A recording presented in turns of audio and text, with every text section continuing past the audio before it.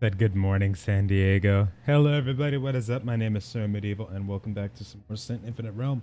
Today's going to be a little bit of a different day. We're going to be trying out the Assassin. Well, not trying it. I've already tried it out a little bit, but leveling up the Assassin. Hope you're doing good. What's up, Silent? What's up, Dragon? Hey there. How's it going? Go ahead and get to it. Okay. Pretty much still in the starting zone right now. I need to actually get this character leveled up a decent amount.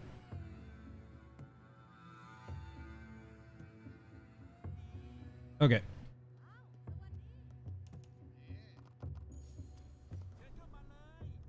I just need to start leveling this one up just in case they actually do release the Outlaw Zone next week. Gotta make sure I'm ready for that. What's up, Wolf? No GVG in this game? Not at the moment, no. Not at the moment. Did you already know the answer before you came in here? Wait a second.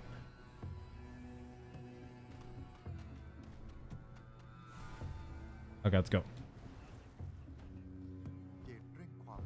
Not too shabby, Dragon. Hope you're doing good. Yeah, did you actually already know that before you came in to ask that?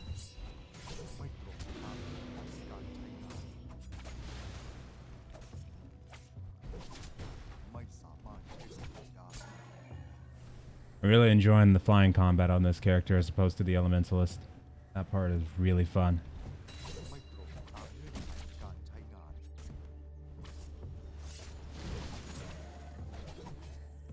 Okay.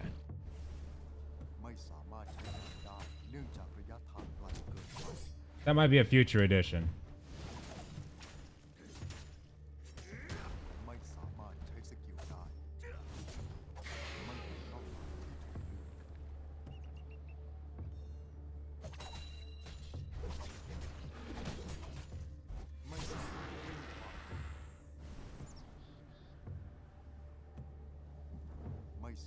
Well, I like the way that functions in air.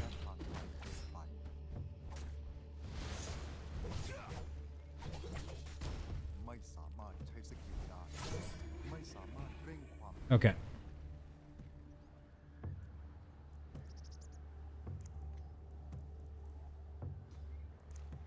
See here, just gotta split that up basically.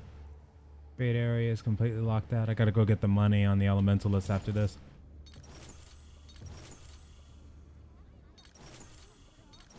My house okay? I think my house is still paid for right now. I gotta make sure it stays that way.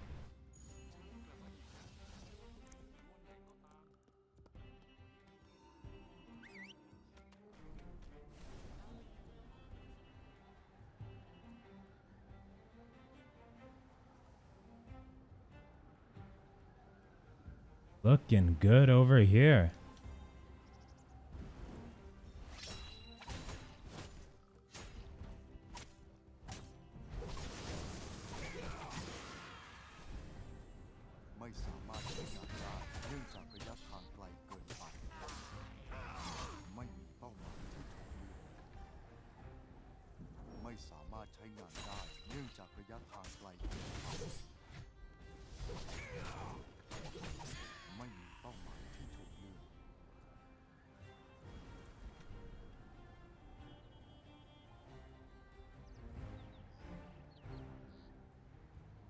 There's like nobody rolling around right now at all. Ascent is so much faster than the DPS classes. It is. It's a little ridiculous right now in PvP at the moment. From what I've seen, at least. Seems like it's a really fun class to play with, though. I'm definitely liking the melee so much right now in midair, as opposed to the Elementalist. Like night and day.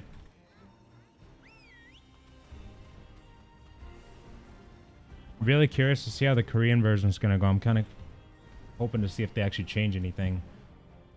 I don't know if they will, but that'd be pretty interesting to see if what happens there. Most interested in the monetization model, though. Hopefully it stays the same, but I think if Korea's changes, then we'll know for sure if we're going to get some kind of change on the Western side, too.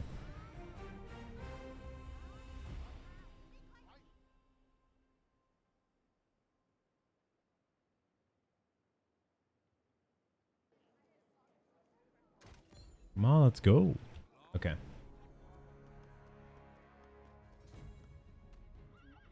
Wait. Enter what? Oh. Sunnyvale's defense.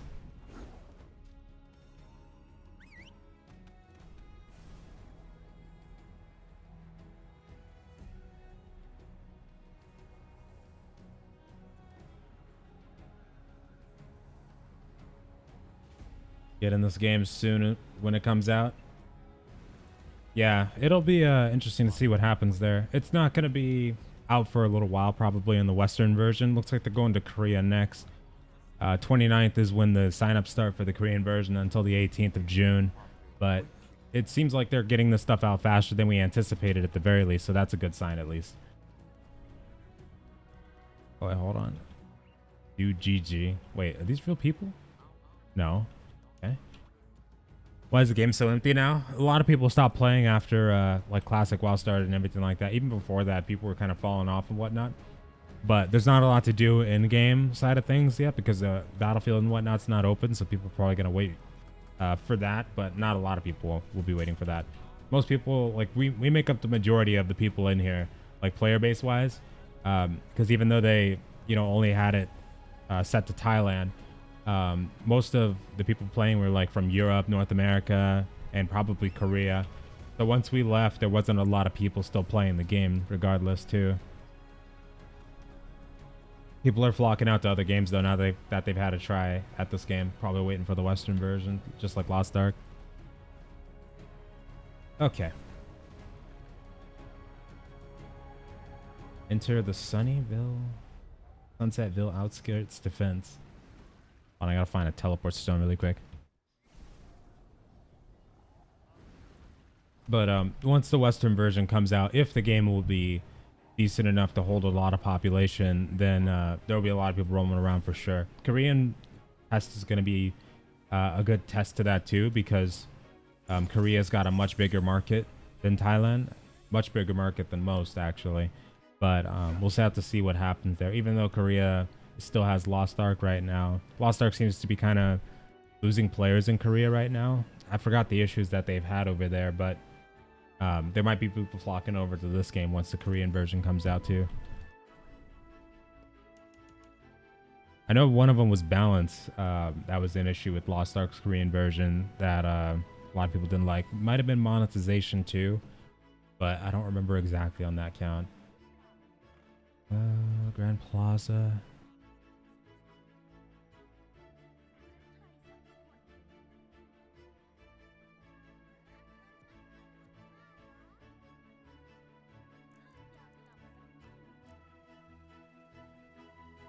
Oh, aha. Like, what do you want me to do here? Any news on Astelia or New World? Astelia, nope, nothing yet. Nothing at all there. New World, not yet either. Speaking of which, though, you reminded me I need to actually log into that alpha test today. I missed out on another Camelot Unchained test this morning, too. I was so mad. I was in the middle of work, though, but if they have one tomorrow, I'm not going to miss it. And then New World is really expanding. I need to jump back into that alpha test and see what else they've changed, because they changed up quite a bit, like the starting zone and everything like that. Got to check it out for sure. Oh, you saw the tweet, yeah. Yep, I gotta get on one of those testing. They're testing out sieges now in Camelot too. They've been testing like crazy. You get emails like every 1 to 3 days or so. Purple cubes drop, but the drop rate is super low. Oh, it is? Okay. And that's the crafted gear, right? For like the in-game crafted gear.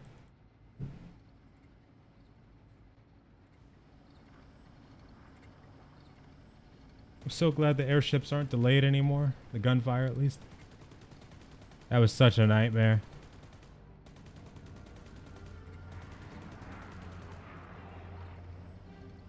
I'm hoping they do release New World this year, or at least put it in a testing phase. Seems like they've come really far with it. I think I need to spend, well, after my Total War campaign is finished, I need to spend a good chunk of time on learning the mechanics again for that game.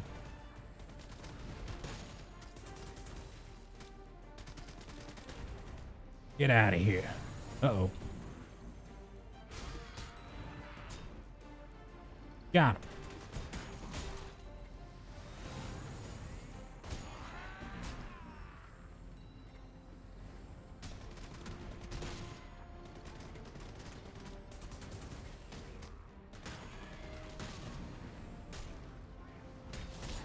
Not on my watch.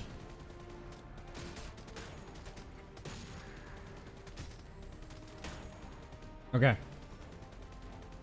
So yeah, Mordhau earlier. How was it? Oh, I like it. I like it a lot. I've been having some good fun with it. Actually, I'm starting to get a little bit addicted to it. I used to play the crap out of Chivalry, but Chivalry was just kind of like a thing where you could only enjoy it for so long. Like if you got into a good lobby, you know, you were set for the whole day, but the moment you get into a really toxic one, it kind of ruins the experience a bit.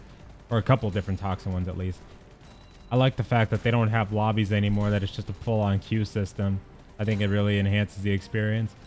More than likely they're going to do that in the future anyway, though. I bet they'll have some kind of custom game crap going on, and it's going to ruin the game all over again. But I like it for what it is right now. I'm really enjoying it. The combat's super fun too. Super fun. I got a custom build with the battle axe and just bandages on my secondary, and I got heavy chest piece and leggings and just medium helmet. Working out really well. What's up, Chip? You gonna play Ashes of Creation? I don't even know when that game's gonna go into a testing. I don't even know when we're gonna get the castle sieges and the horde mode. I'm still waiting on that. I mean, when it's fully released, yeah, I'd like to give it a try for sure. I just don't know what, you know, to make of it right now. I haven't backed the game, but you know, and during the free testing phase or whatever, I'll definitely play it, or when it comes out fully. If they get a you know, alpha test going and we can see footage and whatnot, then I'll probably back it for beta, but I'm not gonna back it for alpha. Prefer that system. Yeah, I know. I like the custom system they've got going on. I like the fact that you can kind of design your character too, and go in third person. Like the third person fighting is just amazing for me. Love fighting in third person. Also, Love Ed, how's it going? Not too bad. How about yourself? How you doing? Just got to get my assassin leveled up. They might be opening up the battlefield soonish. Ow.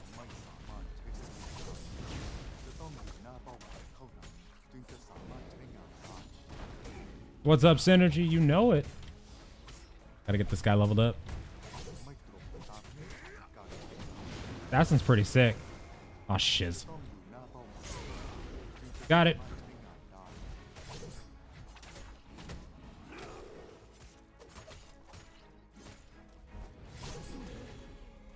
Wait.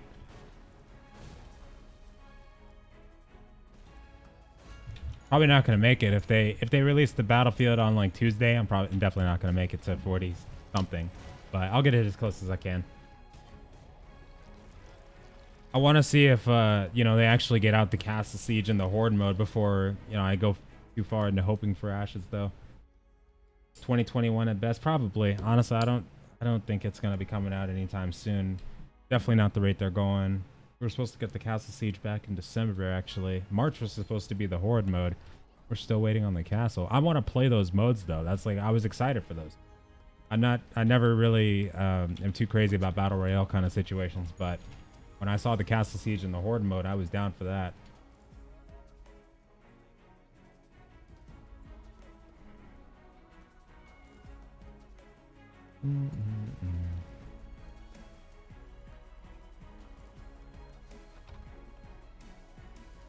And then the actual game itself, I don't know when they're going to be doing that either. I don't know if they set any kind of timeline for that, but 2021 sounds about right though, for sure. Probably going to take a while.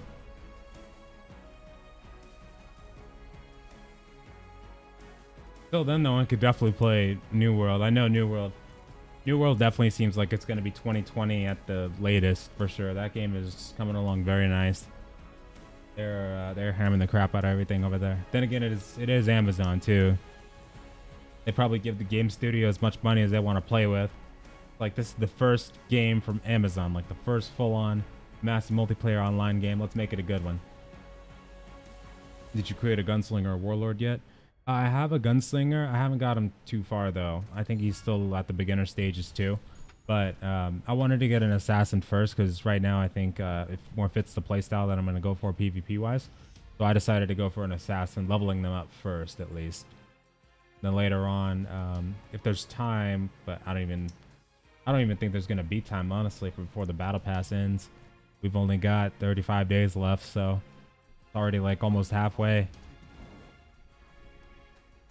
But I need to find out what, well, especially because the Korean version is going to be coming out. I need to find out what exactly my builds are going to be for each character before the Korean version comes out, because probably not going to get the English patch for a little bit on that version.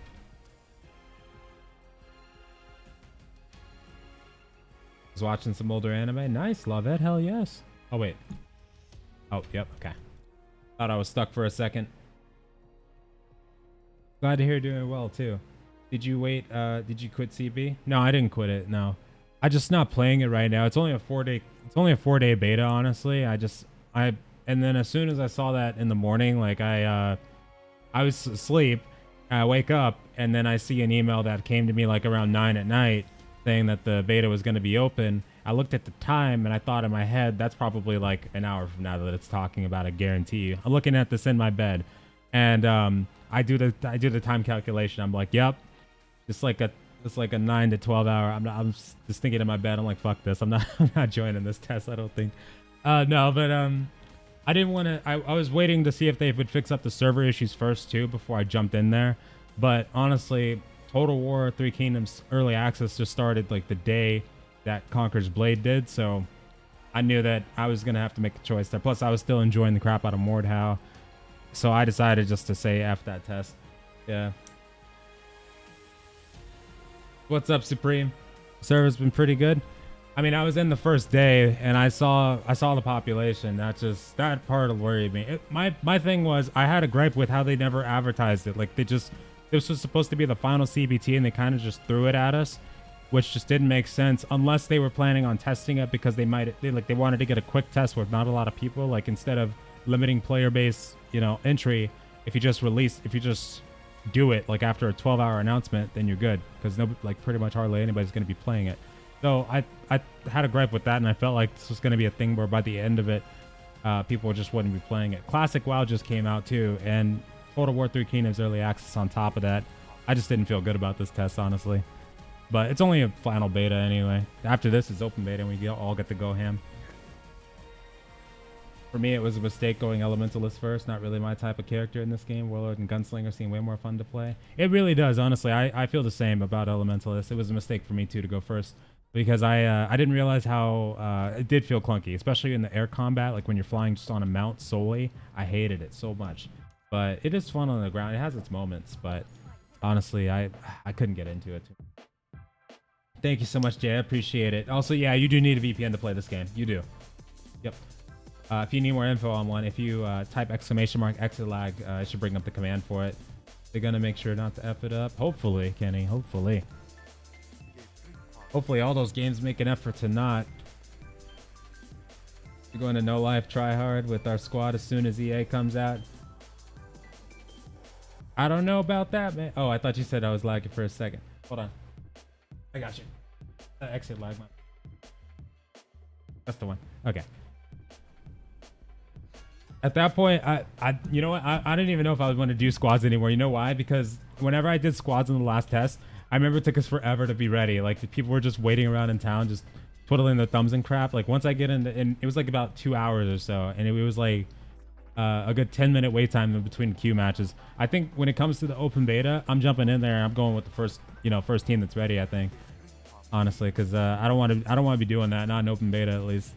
No. And if it's a case where we have to like do PVE, I'm jumping into PVE. Like we had groups disband last test because people didn't want to jump into PVE. I don't care. When it comes to open beta, I'm going PVE if we have to. Like if we have to. So I don't think I want to do squads next time.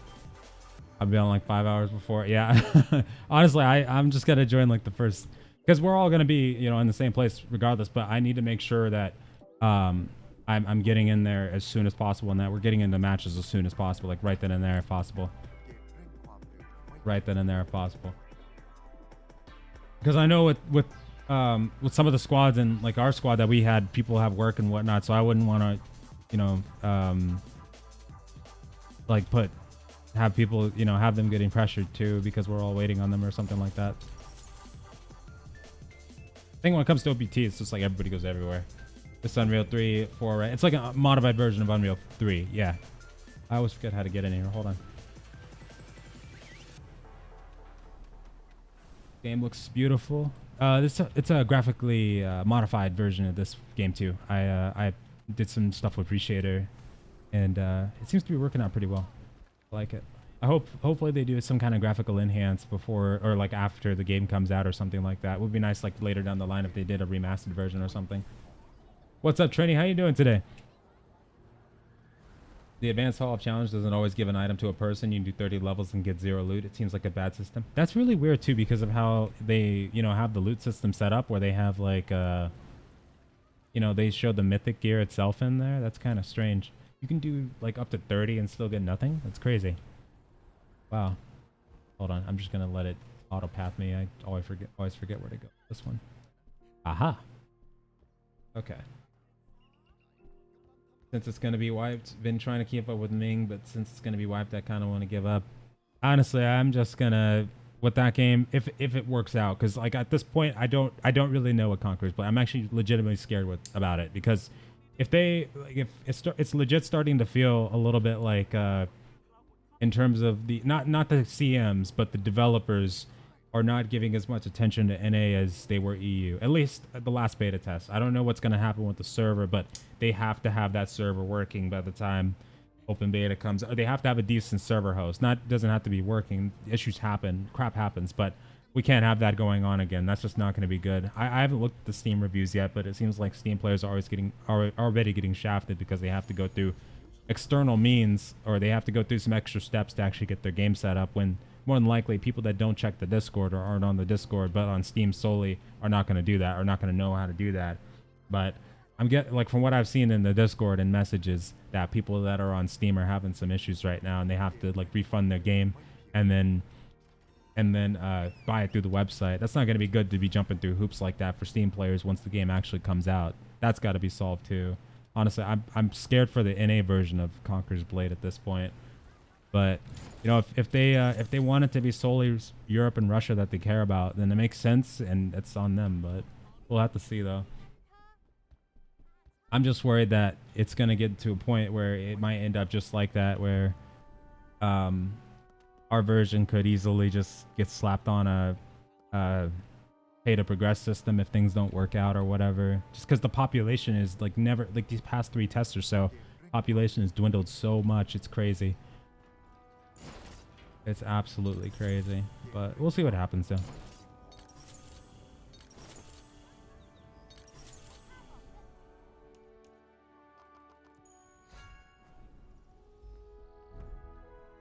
Hello.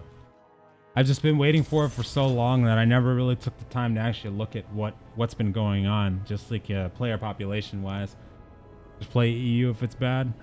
Honestly I would, but I don't want to do that anymore, to be honest with you. Like I've been waiting for this game for like almost 2 years now, Conqueror's Blade, and what I envisioned like beforehand, like playing with all those people that I've been meeting over the past few like months to a year or so, I wouldn't want to just jump on a new server and just kind of throw all that away. As much as I love the game, I don't find it worth it doing that, to be honest. I really don't. if it turns into a thing where they don't, you know, really take care of the region in A, then I don't see why I should really be arsed to play it on a different server.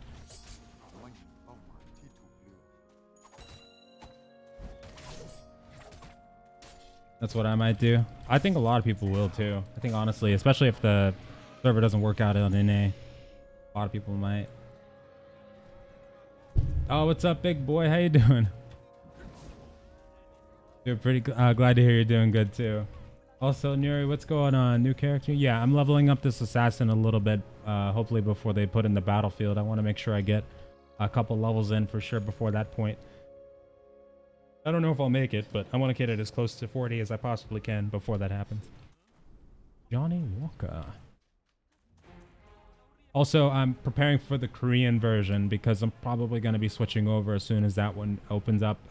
It's going to have a higher population guaranteed, and then on top of that, I want to see what the monetization model changes are.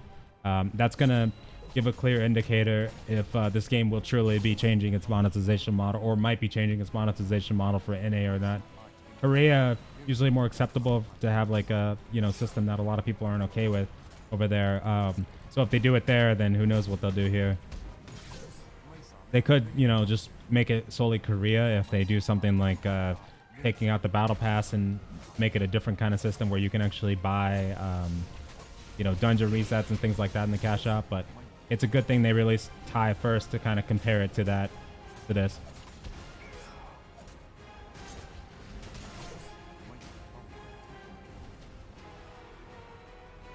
No cheating on us.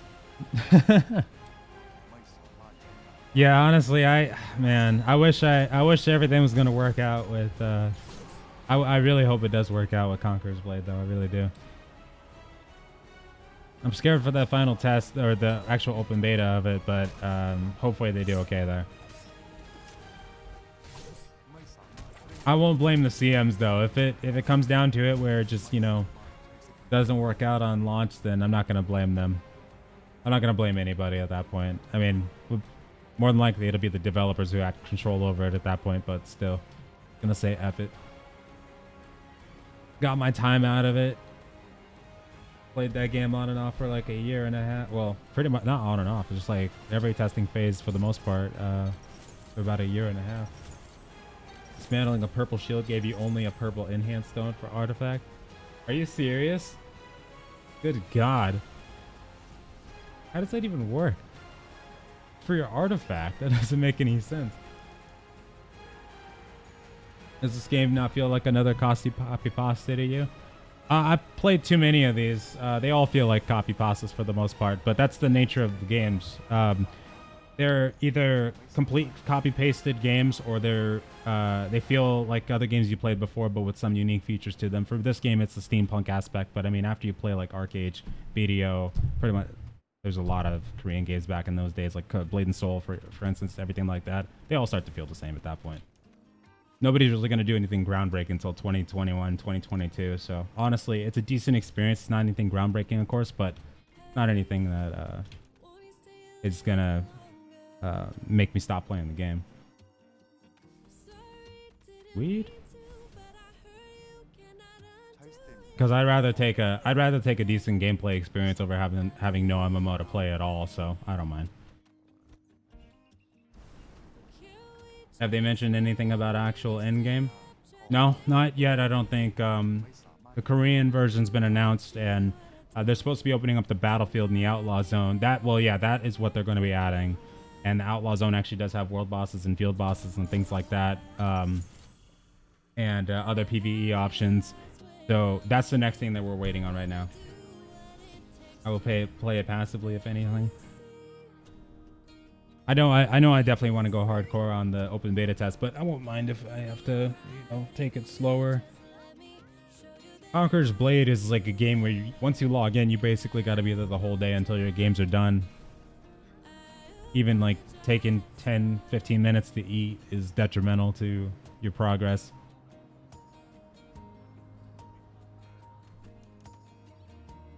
We just need Western servers, easy fix for this game. Oh yeah. Who knows? It might work out really well in the West. We'll have to see. It's still in Thailand language. It's a Thailand server. Most of it's in Thailand, but this is an actually English patch translated version I'm playing on right now. So most of it is in English on this one. Oh crap! Hold on. They got the patch out pretty quick on this English patch too, which is really nice.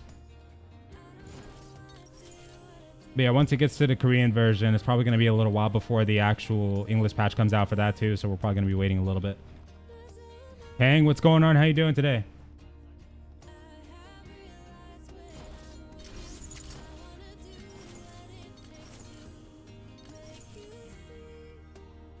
Can't get worse than blessed. You always need to think about that. Yeah. I mean, for me, I think about Archeage.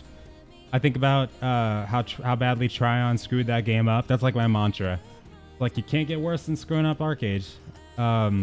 Blessed did, of course, but I just use Archeage as a baseline. And then when I can't think of Archeage, then I think of Blessed. For me, Archeage was like the beginning of the end. It was so good in the alpha, beta, and first few weeks of release, or a month or so. And Tryon got the greedy paws on it. Those bastards. Those bastards. It was such a gem. It really was.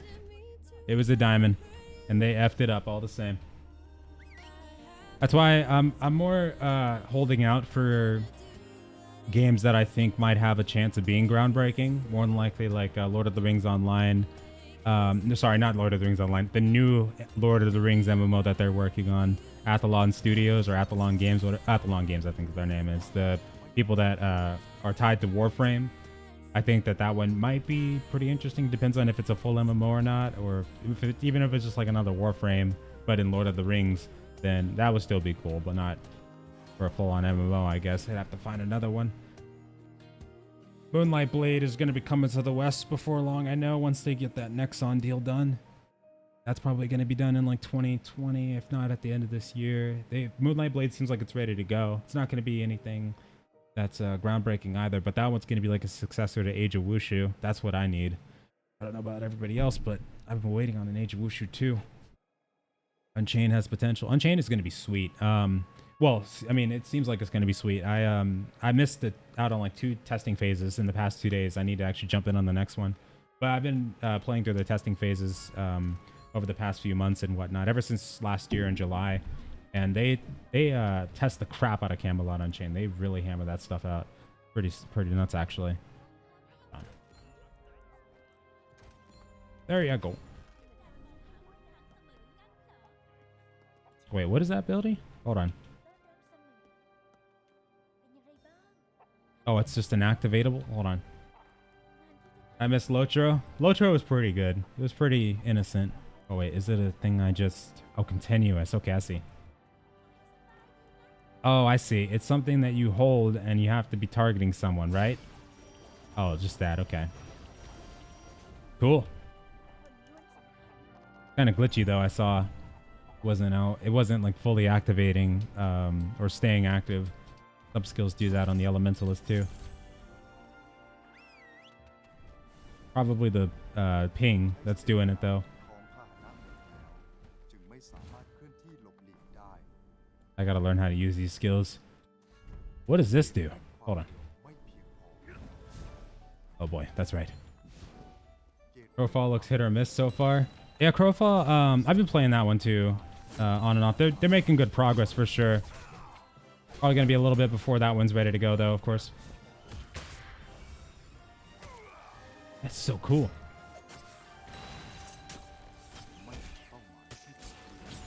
Is this like an execute? Oh my god, it is. That's super cool.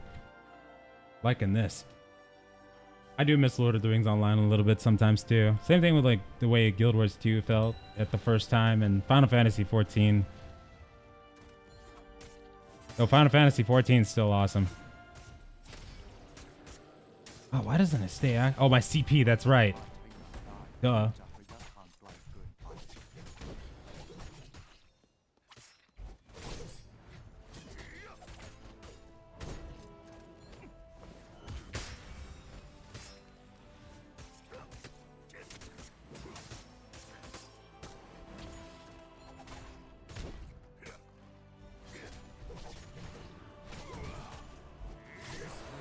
Got you.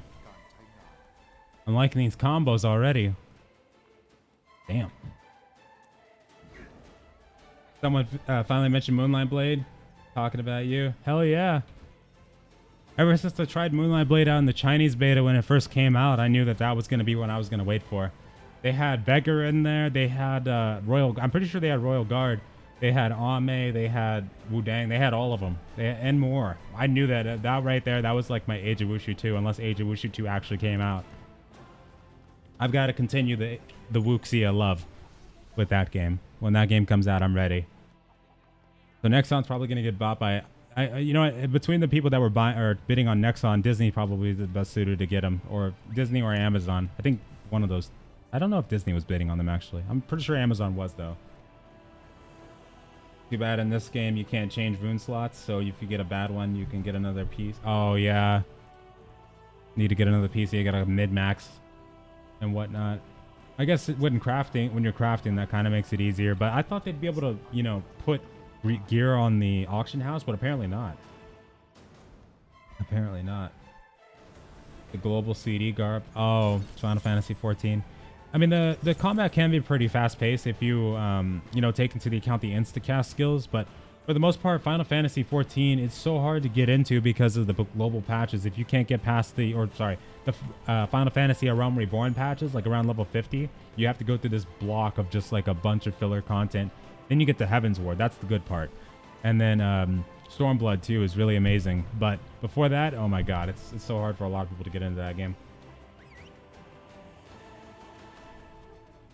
What's up, Carrie? How you doing today? That's right, trying out a new class. I'm trying to get my assassin leveled up before they open up the outlaw zone, if that's what they're planning on doing. How you doing today?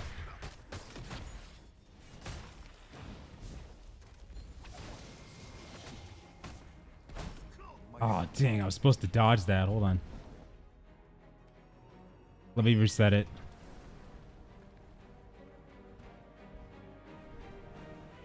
Maybe he's not going to reset, actually. All right, hold on. Oh, there he is.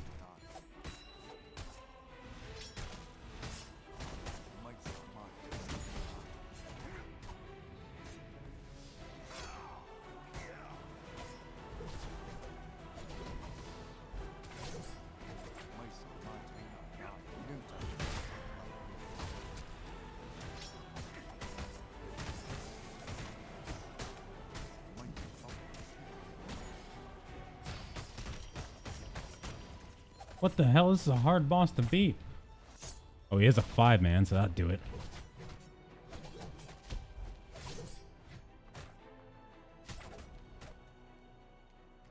Which freaking... Evaded.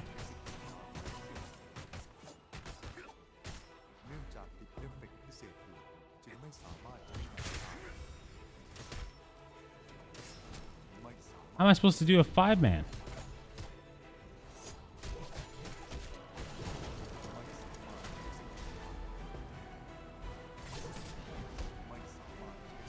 He's got something on me. Ow.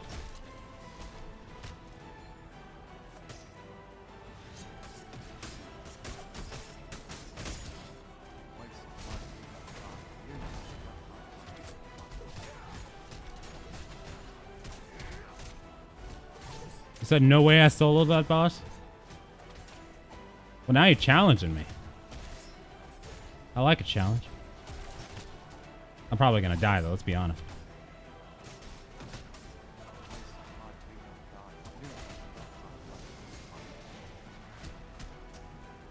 Do I have a ground-based one of these? I don't. Great.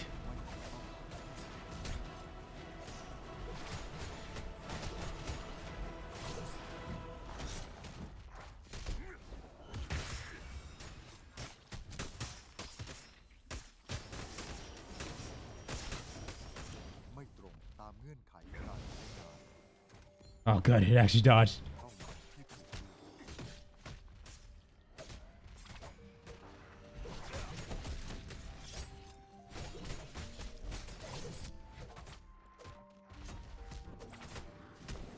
Dude, this pot is saving my life. He's got more.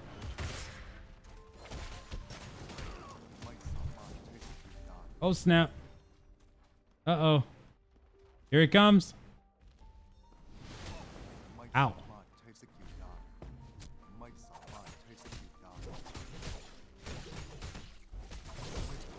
Oh my god.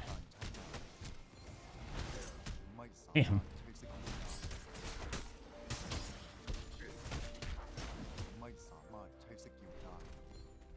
Ah. I'm about to level up. I gotta kill all these guys. I'm not doing any damage at all to them. What is it, my weapon?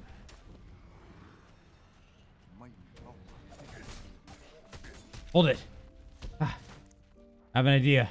Wait. Oh, crap. They didn't give out the automatons yet. Apparently I can tank the crap out of them with these regeneration potions. I'll just keep doing this.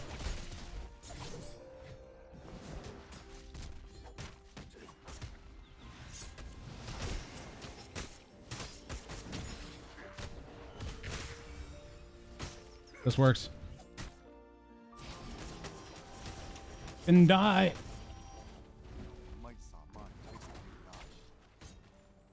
That we need a blessed kill.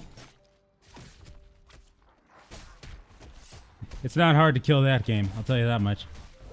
They're actually doing a great job of that over there. I don't think they still have Mystic out, actually. I think they still don't have... Oh my god, my savior! I bet he made a character and came all the way over here to fight this thing, and we've been in this fight that long. Hit this dude. Oh my god. We're doing it though. We're totally doing it.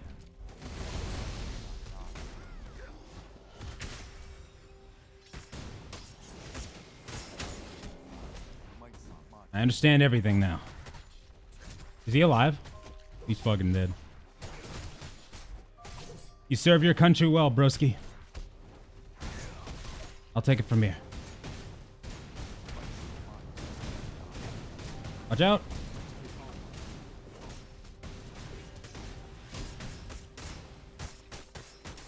You could just kill the mobs. Like, I could totally solo this thing.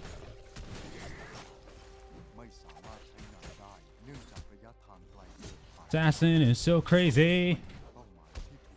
No, you don't. Automaton with level 9. I need one. These guys need to make it happen. Ooh, yeah.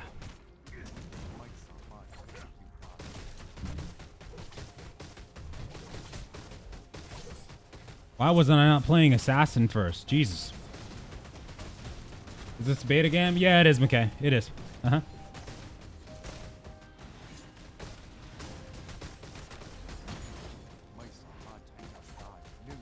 I think I'm converting.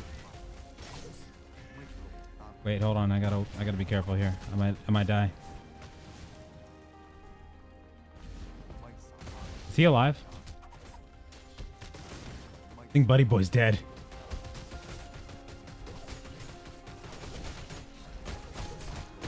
Yeah.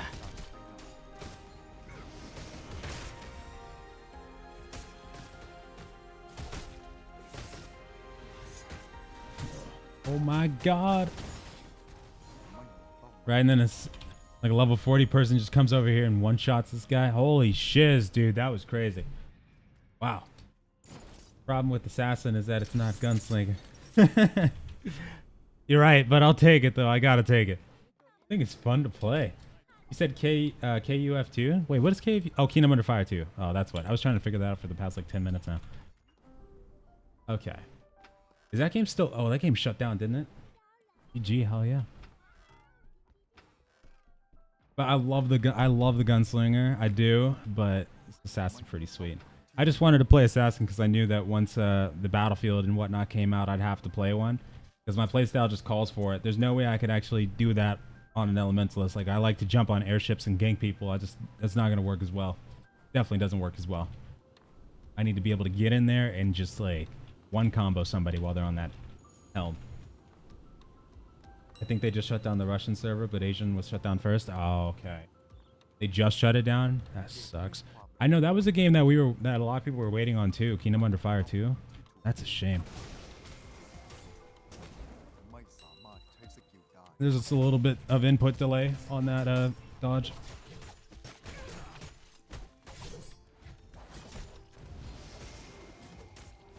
Does this count as an evasion? No, it does not.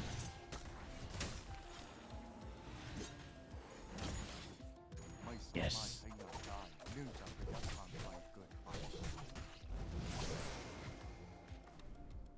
Not on my watch.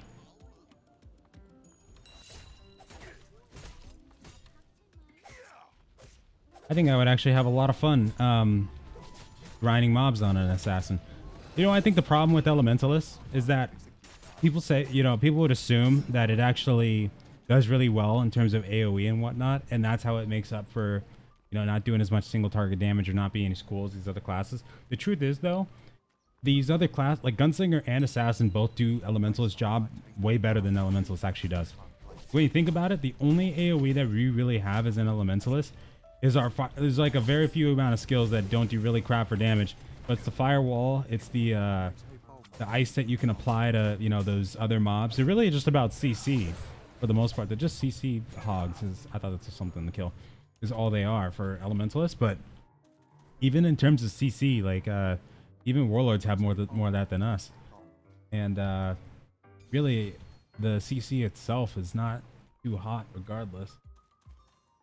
The firewall isn't. The firewall is pretty good. It is, but I mean, like I've seen the gunslingers do that frontal barrage, and I've seen the assassins do whatever the hell assassins do, and they both do just far more in terms of damage than the elemental seems to do, because it takes us a while to set up our skills too. Like the firewall, for instance, and that's situational to where a mob moves out of the wall, and it's just like, well, there goes that.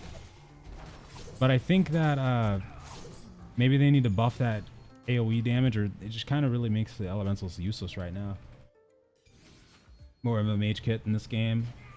Yeah, I mean, elementals is really good in large scale PvP because of, like, the meteor and whatnot. We can take out a lot of people at once, but once the meteor is down, we have to build up our CP again. And plus, they changed the cooldown to 7 minutes on everybody's ultimate. So now it makes elementals a little bit more nerfed, because that was like our main thing, was going in there with either the cold snap or the meteor. Those were the ultimates, are like probably some of the strongest that I've seen.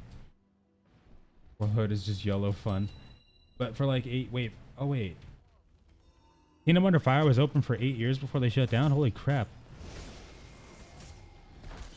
I had some very outdated information on that game then, if that's the case.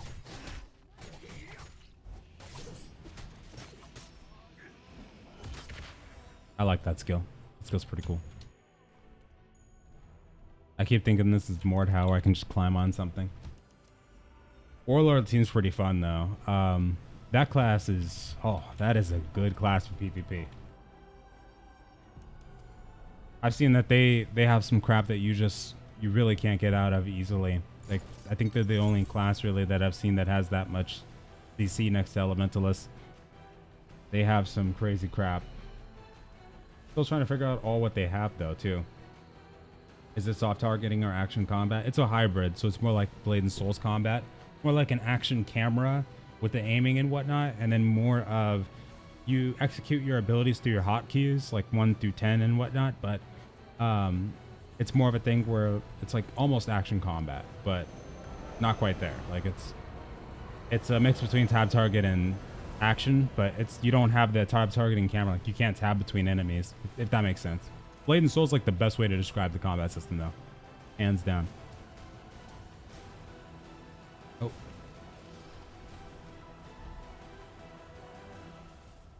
Airship. I think for this version, I definitely need to make sure that I get a list of all of the translated artifacts, and make sure I know which ones to go with from the get-go in the Korean server. Especially if that, what's it called? That Black Herald stuff is around, because that exploit, I'm hoping that it's either fixed or they make sure to, you know, act swiftly with that stuff, because what'll happen is If well, if they don't, then of course it's going to ruin the server itself. But I think it'll be fine as long as they fix it before it comes to that region. But I didn't actually start farming the Black Herald until like it was almost level 45, so that's got to change. Got to do that whenever it pops up now. There you are.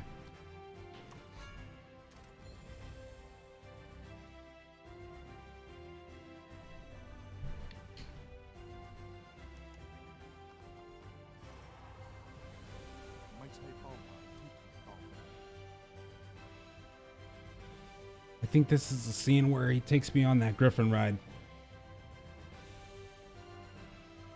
Possibly.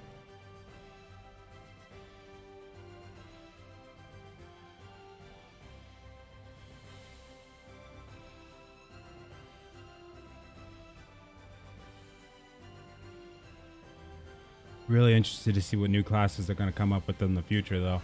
That's what I'm kind of wondering about. Aside from the new content, I want to know what, also, like, on top of the new content, what classes they're planning on putting in the game.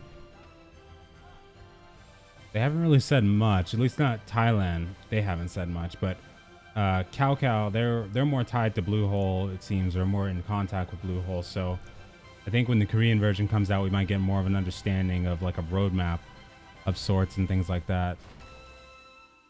No one's probably told Playpark much of anything on that count.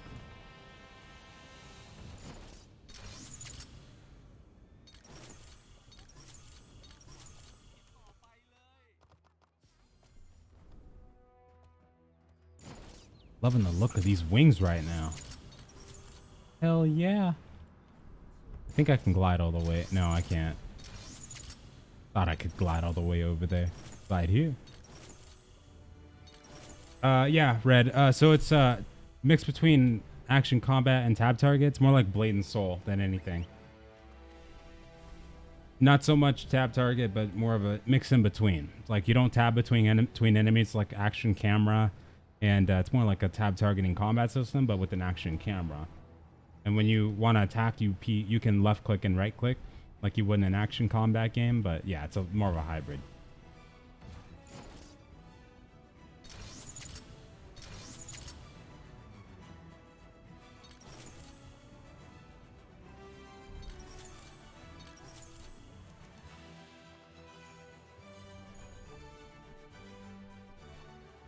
Over there. I call it tab targeting without the tab. Yeah, exactly. Yeah. It's so hard to describe the system sometimes, actually. What about Mythical Realm 2? Was it canceled? I don't even know what that game is. Who knows? What is that game? Mythical Realm. Let's find out. Is it a browser? It sounds like a browser-based game. Mythical Realm 2. I'm just going to guess. Oh, what is this? Oh, Chinese MMO, and haven't seen any mention of that one. Oh snap! They got the famous old flying what's it called? Flying skills. That looks pretty decent. Oh, it's Wushu MMO. Okay, yeah, I see it right there too. Haven't heard anything about that one. Who has it in the... I didn't check, but who has it in the Chinese version? Is it Tencent that has it in China? Then Max Ari is... Oh, God. What's up, Forley? How's Conqueror's Blade going? I'm saying Max Ari is bad.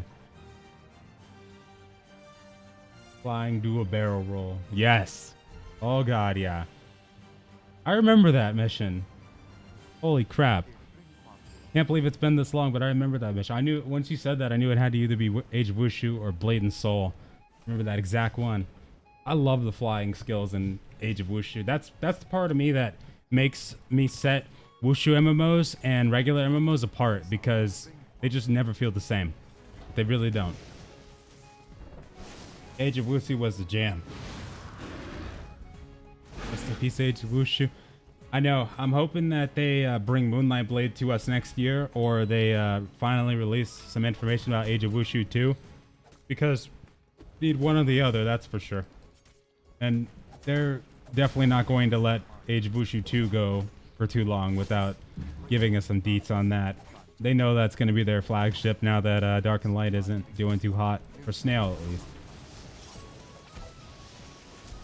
Dark and Light was supposed to be their flagship, but then they realized really quick that that was not going to be the case. I'm looking forward to a nice long Conqueror's Blade soft launch beta. Hopefully it goes well. They just got to upgrade those NA servers, but as long as they do, that'll be okay. These upgrade chances feel so low. 10 in a row, started at +5, ended at +6, going back and forth. I know the upgrade chances are so crazy in this game. Not, you know, crazy to the point like BDO crazy, but I'm scared to try it without the enhancement failure thing that you can earn. I gotta keep that stuff on me whenever I try. Oh crap, right. That's how this works. I remember now. Took me a while to figure out how this worked. Got him. Bam. Ah. No. Come on. Oh, come on, dude. Right there. Really? This chicken's playing hard to get. He's playing so hard to get. Come on. Medieval heard of Moonlight Blade? Oh, hell yeah. I tried it out back when it was in the Chinese beta, like when it was first coming out in Chinese. Oh my god, this effing chicken, dude. When it was first coming out in the Chinese beta, but I didn't know about VPNs then, so that was some bad lag. But I wish I knew about VPNs. I wish that people were doing that. I would have played the crap out of that game. That was like, when did that even happen? That was like 2014, 2015, I think, right? A while. Did we get it? Okay, we got it.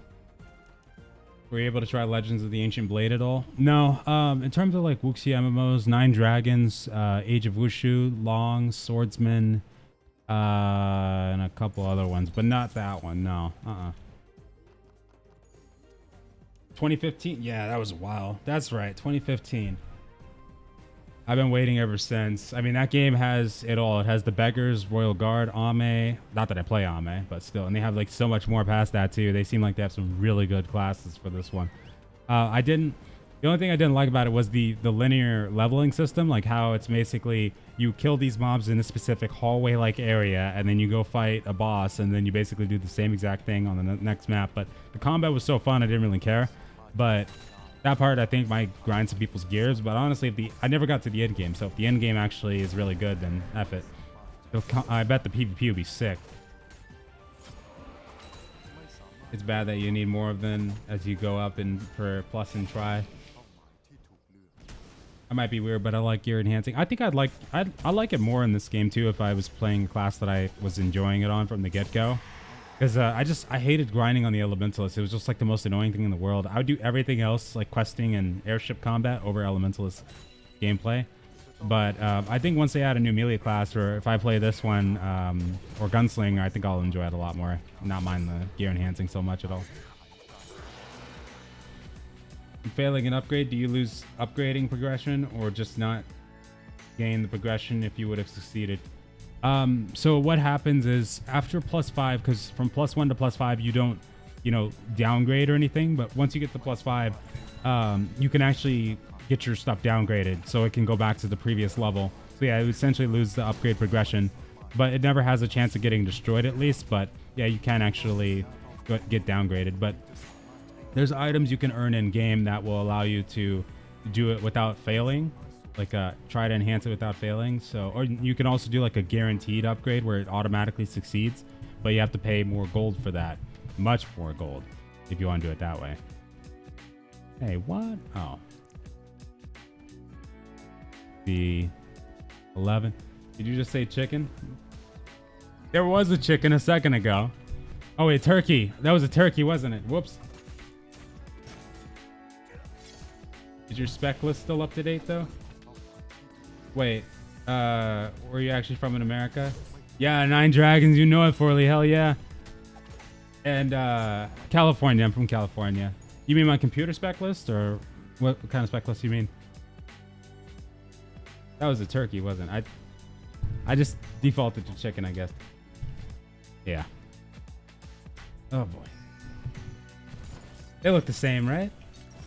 At least they had ways to avoid that. Yeah, exactly. Yeah. Maybe not. It's 1060 Asus Turbo. I don't remember if I updated it fully. 1060 Asus Turbo, 6 gigabytes of VRAM, i7-8700K, and the 16 gigs of RAM. Pretty sure it's there, but it might be on my old computer. I think downgrading should start from +10, not 5. I would like it from +10 actually. If it started there instead of +5, be less of a hassle. That's for sure. Maybe just make it, because it's hard to get from +5 to +10 regardless. So modern dinosaurs, exactly. You gonna play SWTOR at the end of the month? Wait, Star Wars: The Old Republic is dropping the new expansion this month? I thought that wasn't for like a while. No, I can't anymore. First ESO with Elsewhere, now Final Fantasy Shadowbringers. Classic WoW is in beta right now. Now SWTOR wants to drop an expansion too. Nope, I'm saying no to all of them. That way I don't feel so bad for not playing at least one of them. Makes no sense, but I'm doing it because there's just so many other games coming out right now. It's crazy. I don't know. It's so overwhelming thinking about them all. I'm trying to figure out the way I want to go with that.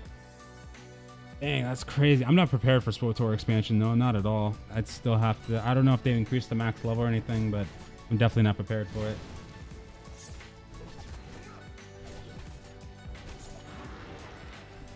For i7-7700K. That part might not be updated. It's a 8700K though. 8700K. Sorry, 8700K. Couldn't tell you though. That's the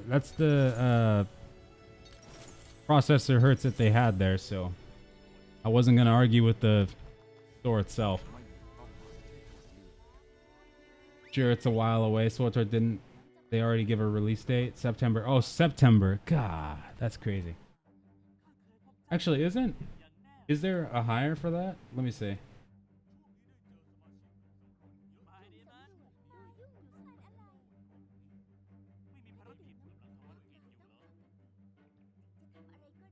.7 turbo. Mine does go up to 4.5, I think, turbo. Around 0.5 or 6. But I don't ever overclock it. I don't do that anymore. There was a time I did that, and it was back in the Total War Attila days, and never again. Ever again. I'm just lucky my PC didn't blow up. I don't even want to do wear and tear stuff like that. I don't think I've ever seen 8700K go up past 4.7 actually. Huh. But you can overclock it easy in the BIOS. I could. I just don't do it because I don't trust the effect that it has on the computer itself. I need it to be a long lasting because I don't know when I'll upgrade to the next generation. So I just got to be careful for right now. In most games that are not this, I still get over 120 FPS. It's just this game specifically because I'm over enhancing the graphics, and on top of that, it's running on Unreal 3. That's, even though it's an enhanced version of Unreal 3, it's still not purely optimized yet. But the main thing about it is the reshader that I'm applying to it right now, because without the reshader on, I still get about 90 FPS around there.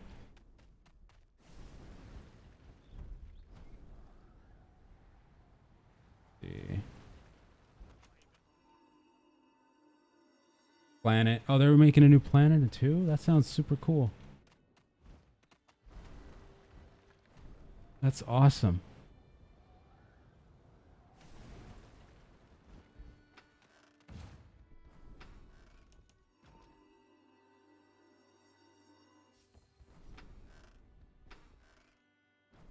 Hell yeah. Even you think it might hurt your durability? For the PC, yeah. Overclocking? Definitely do believe it. I don't do it because I think mine's pre-clocked a bit anyway, but pushing it past its limits, I don't want to do that at all. Because nobody's situation is ever the same when it comes to PCs. Two people that with the exact same computer that are overclocking the exact same settings will probably end up at the finish line having two different results. One computer might blow up, the other one might be completely fine. So I never trust doing stuff like that because of how risky it is. What's an IC code and what can I do to get one? So for an IC code, it's a beta key and you can get it in a couple different ways. You might be able to sign up on the site and get one. Who knows? They might still have some open, but the Discord might still have some too. If you're a part of the Air Discord, someone might have it on there. If you type !Air Discord, the link will pop up for you in the chat. And then someone on the Discord might be able to get you one.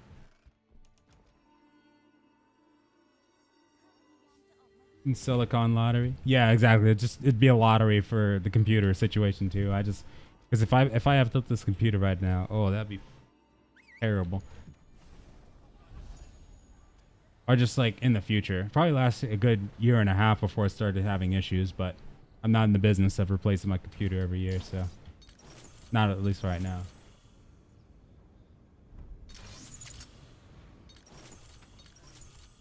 Did you hit level 45 on your mage? No, I did not. I stopped playing it. I couldn't actually get to 45. Like I hate playing it sometimes. But I was close to 45 though. I was close to it. I just didn't finish leveling up because I knew I was gonna switch classes, so I started working on this assassin for right now. Because I was gonna finish it, but then I saw the Korean version was coming out.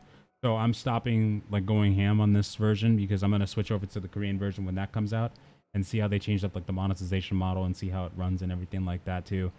And then that's when I'll choose my main class and go to 45. And then if they announce the Western version after that, then I'll get ready for that. But I'm going to jump over to the Korean version probably in June. Drax, what's going on? How you doing today? Wait, how do you get out of here? Oh, that's right.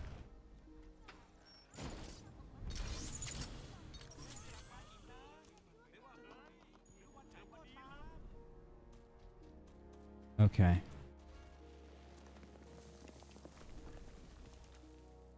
Right now, I'm just preparing for the Korean version. I need to get all the translated, what's it called? Information for the artifacts and stuff like that.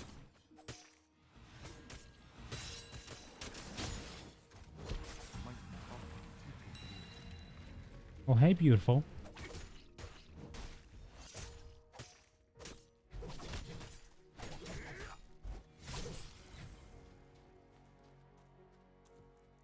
Where can I get that smoke screen? Oh, yeah, that's the one. When health is less than 30%, if attack smoke screen will work. Dang.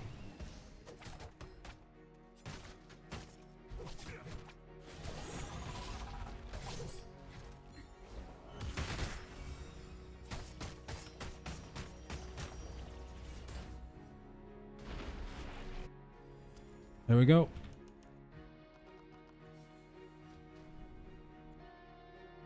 Do you think with how quick they're putting out the Tera beta, you think it's possible we'll have it here in the West? Oh, I definitely do. Well, I don't think anybody was really expecting it to be this soon for the any version, let alone the KR version. So I think that's a really good sign that they might have been localizing it this whole time, which means ours might not be far behind. But the thing with that, though, is too, it could be a thing where they're focusing just on the Thailand and the Korean one solely and just saying F you to us right now. Like, it could be that, too. So I'd say we are looking at least a 4 to 5 month time frame at the very least, whether it's a beta phase or information about our Western release. But I think that is a good sign right there, especially because they're going to be having a party at Gamescom Germany in August too.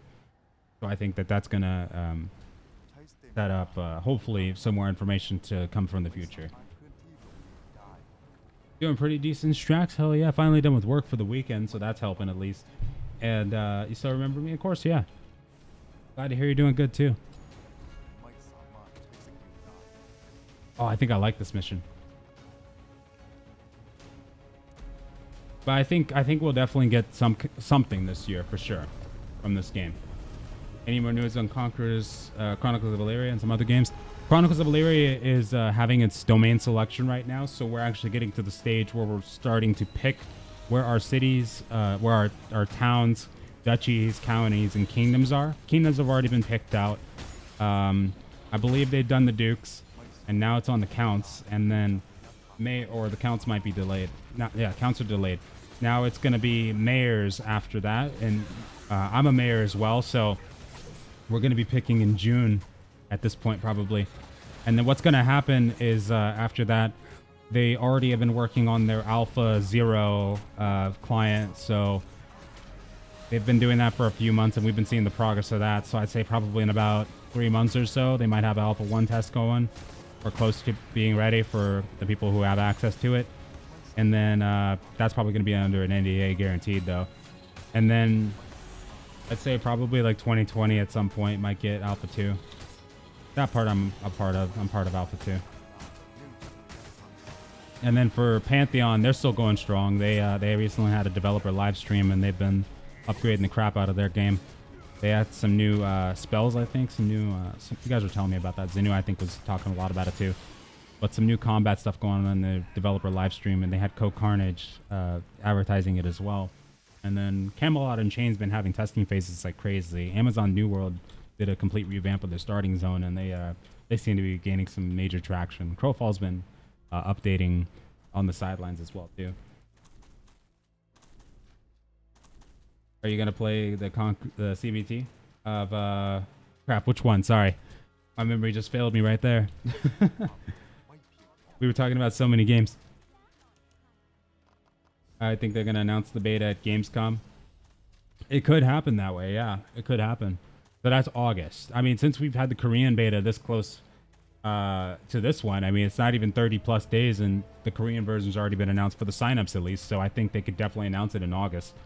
For sure, that would be great for the Western version. Now would be the best time. I mean, they might even, at this rate, they might even announce a date before Estelia does. Estelia is probably going to get here before this game, but they might announce a date before then, though. That'd be really nice.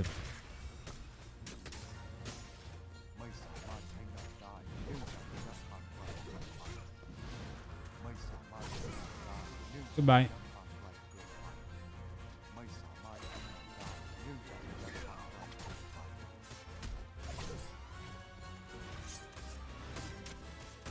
Oh, I can't execute it. There we go.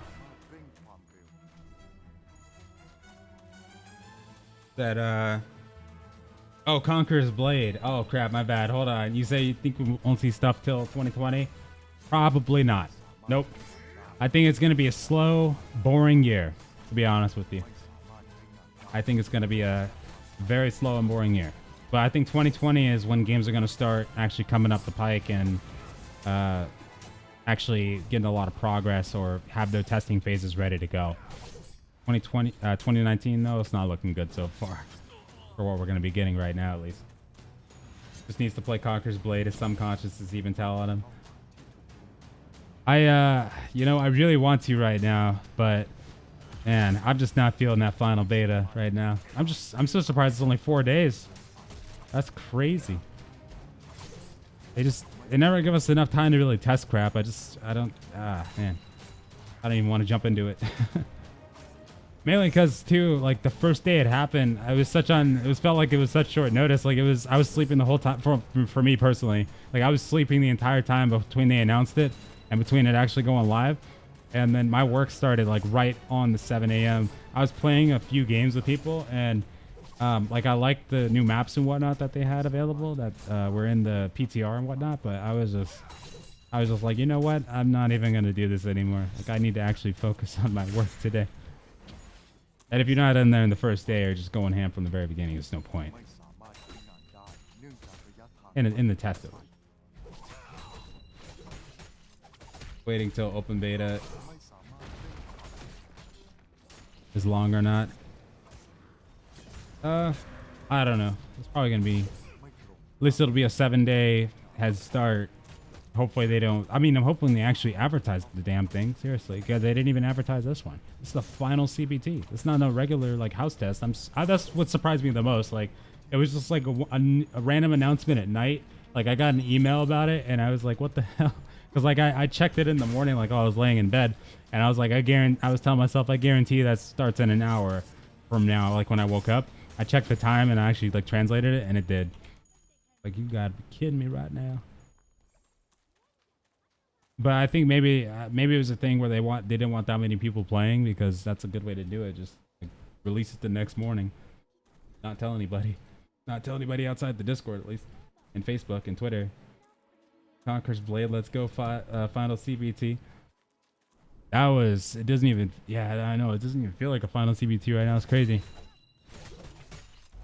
So quiet marketing. Yeah, it really needs to change on that too. Like, it seems like the Steam community is still getting pissed off too, because apparently Steam has to jump through a bunch of hoops. Like, most people that come into the Discord that are having Steam issues just get told to refund the game and buy it through the website. That's not a good first impression. So I hope that they actually, you know, get that stuff fixed up before the open beta too.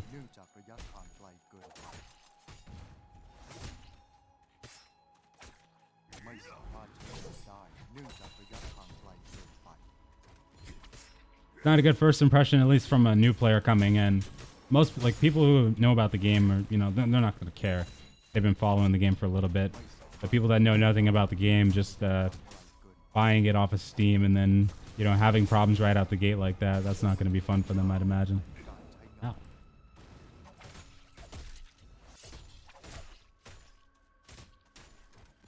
Pretty lame, but for now, the game developers... Game/developers have been pretty good. Sony micromanagement, micro-merge, companies adding and changing things in their games, etc. Well, hopefully, what is Sony going to be releasing? Kind of curious on that too. I think they're releasing some game next year, possibly. Sony's always releasing games. I think there's something big coming from them. Well, we know BioWare hasn't had a good developer year, but at least somebody has. Freaking Anthem. They better not mess up Dragon Age 4. So help me. So help us all. We're breaking up with them so fast if they do.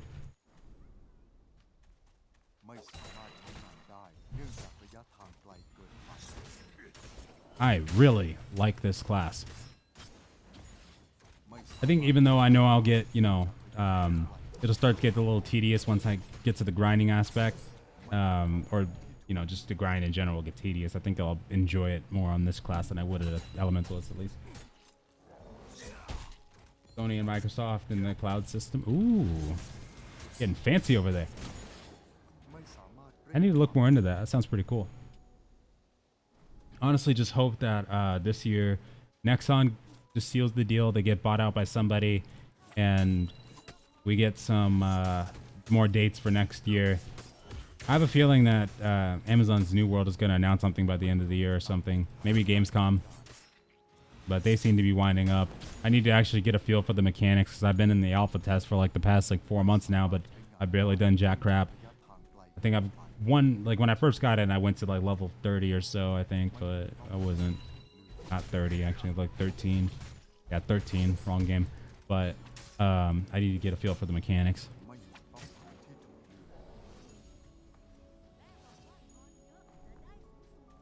Probably under NDA still, but I seen you said that New World has been improving a lot. I hope you ride it. Seen a very early video gameplay. Of course, it was early access build, but look. Well, okay, I can talk about, you know, stuff that's already been leaked, because I made a video a while back on an article that was posted by MMO.it, the Italian website of an MMO website. And there was a player in there called Alphano who did an interview with the staff, and he spilled the beans basically for everybody. So that's what he said is like known information now. So I can tell you things like Amazon's New World is basically like a modern day Darkfall, and whatnot. Things like that I can say, because that's already been, everybody knows that already. But well, everybody's seen those videos and whatnot. But yeah, it's pretty much like a modern day Darkfall. It actually runs pretty well too. People have posted this on their Twitter and whatnot too. Like people have asked questions on their direct tweets and whatnot, and Amazon doesn't care. But as long as we're not, you know, streaming it, recording it, or, you know, actually going in depth about how the game actually works, I think we're fine. But I can tell you that it definitely takes that sandbox element that you get from games like Worm Online, Darkfall, Mortal Online, and it puts it in a modern day kind of feel. And it does expand on it a little bit more in terms of like the PvE aspect. You can do more as a solo player than you can do in those games, but it's still very group centric. with the territory system and being like a modern day Darkfall, of course, you have to have that territory aspect in it, and it does suit that very well. He said, oh God, sorry, disrespectful for not streaming Minecraft since his birthday was like yesterday. When has Minecraft ever done anything for my birthday? All right, I've been, I had my account for like 10 years. Actually, when did Minecraft come out? Hold on. I had it since, oh shiz, it was 10 years. I had it since at least 2010. Where's my present? Right? Where's my 10 years, almost 10-year anniversary? Huh? No, I haven't played Minecraft in so long, but somebody was showing me this mod they have. It's like this Minecraft MMO that they got going on right now. It's actually looked pretty crazy. But I didn't know it was their birthday yesterday. Oh yeah, May 17th, 2009. Oh snap. Happy birthday, Minecraft. Whoops. You probably... Oh wait, I need a good MMO to play until Conqueror's Blade. There's not a lot out there right now, I'll be honest with you. Unless you're, you know, if you are not burnt out on Final Fantasy 14, Elder Scrolls Online, Guild Wars 2, and Star Wars: The Old Republic, or even World of Warcraft in some cases, those are easy ones you could just, you know, jump to, burn like a month or so, and then, you know, be done with them after that probably. Unless you stick with them. But there's those ones too. In terms of new ones though, there's not many options this year. There's going to be Mad World. Oath is going to be taking a while for sure. That one just went into Kickstarter a couple months ago, like about a month or two ago, I think. And aside from Oath and Mad World, it's Delia Online, which that one probably going to be the one that a lot of people flock to kind of burn time. That one might actually last, you know, at least 1 to 2 months or so for the most majority of the player base, as long as they don't mess it up like they, you know, Blessed did. Because Blessed could have lasted like at least a month or two, but they just, you know, completely tore that game apart with their bad design decisions. So hopefully Estelia lasts at least a decent amount of time for people. And then once we get a release date officially for this game, then this one probably will have the best chance of lasting a while. For new ones, at least.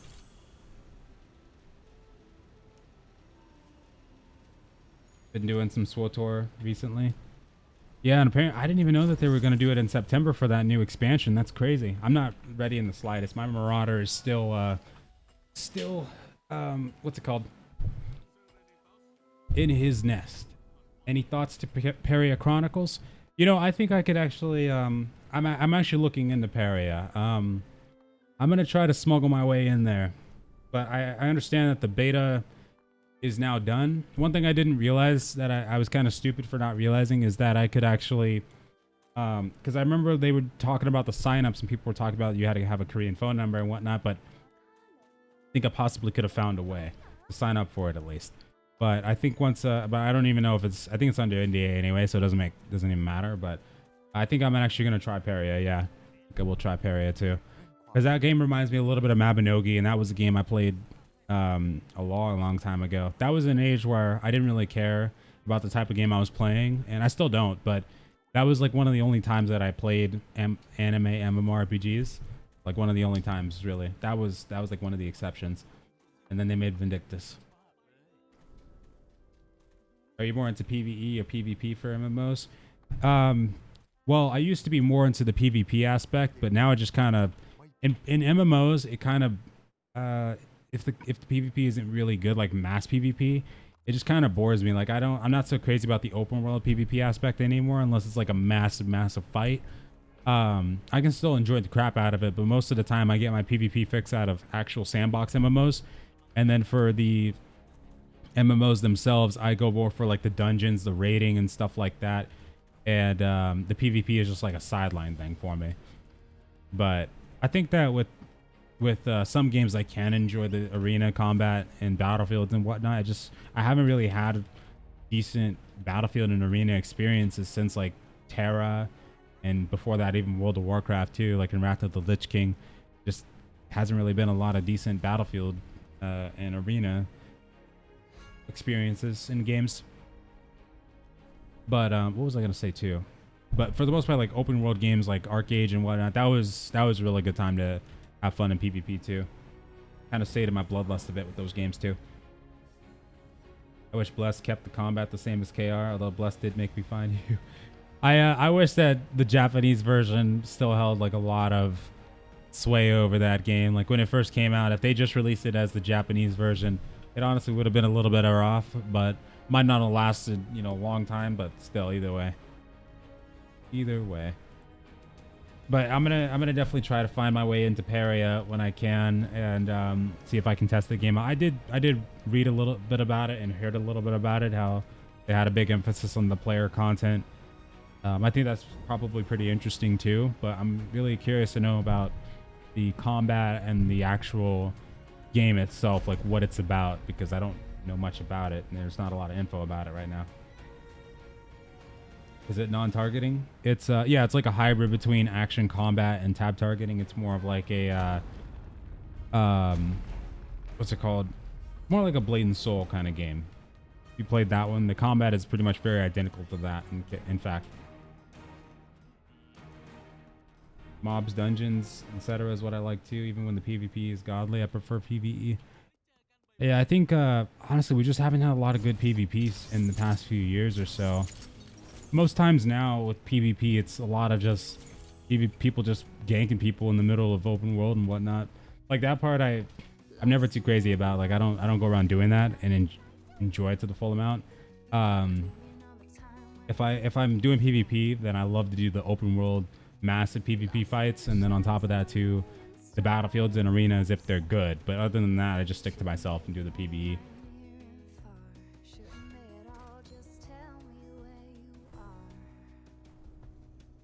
Korea game, Ascent, Infinite Realm. Yep, it is a Korean game. But yeah, the combat is definitely like more of a hybrid between it's like action camera and almost tab targeting combat. Very close to it actually. Blade and Soul is like the best comparison though, for sure.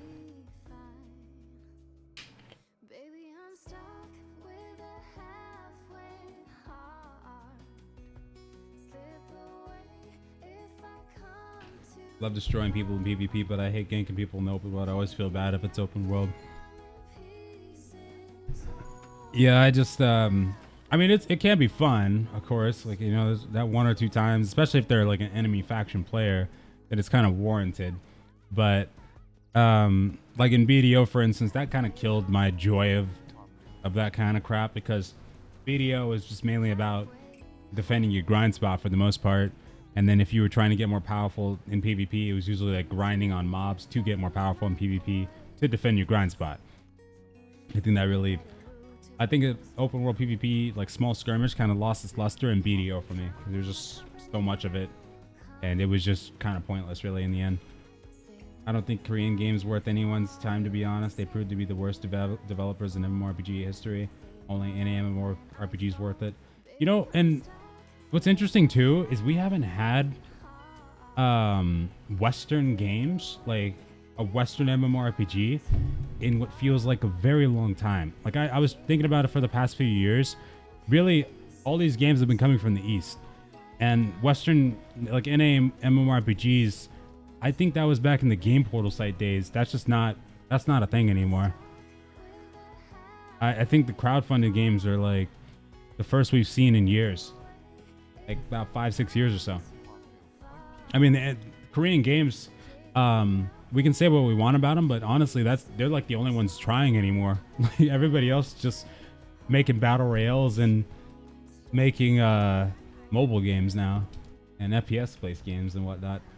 Do you not like ESO? Oh well, there's ESO, right? ESO Guild Wars. Wait, actually, yeah, ESO Guild Wars 2, World of Warcraft, but those are still like years. Yeah, 2014. I'd say around 2012 to 2014, that was like the last time we saw those games. And after that, they just kind of effed off for the Western developers. BDO could have been one of the best MMOs ever. Yeah, same about Archeage too. They just found a way to mess it up too. Do you not like ESO? No, I like ESO, Guild Wars 2, Final Fantasy 14, Star Wars: The Old Republic. I used to like World of Warcraft. I like them all. I've just, done all the content for the majority of them. And I I just kind of I felt satisfied with them, like especially like Final Fantasy 14. Once I finished Stormblood and whatnot, I kind of wanted my experience to not get, you know, ruined by, you know, just keep on playing the game. And then I knew I would get bored with it if I was just going for the rating aspect and whatnot. I knew I would guarantee get bored with it, so I kind of just left it there. But for Elder Scrolls Online as well, I kind of need something that's brand new and I can, you know, play from the start is my thing. I love those games. I can come back to them and burn like a month or a couple weeks out for sure, but it's gonna feel too old for me at this point. I want to be there from the beginning and kind of grow with the community that it has and whatnot, and actually learn it from the get-go, which I never got the chance to do with Guild Wars 2, Final Fantasy 14, and Guild Wars and ESO for one reason or another. For ESO, back when it first came out, the Cyrodiil PvP was awesome, but after the issues started happening with like the optimization and whatnot, that burnt me out on the experience and I stopped playing. I had a level 50 Templar back then, and that was before they did the veteran. That was when they had the veteran levels instead of the champion points, and I stopped. I kind of like lost my entire luster for that game right then and there. For Guild Wars 2, it was back in the World v World days. Sea of Sorrow is what I was on. I think it was around like Heart of Thorns, and I played the crap out of it for months and months, almost a year actually. Did all the content and whatnot there too, and I was playing on and off though, because when it first came out, there was issues with the game itself. Like I remember when I first logged into Guild Wars 2, like half the screen was just chopped, like in the game itself. It was just like black screen right there, and so I couldn't really stick with that one either.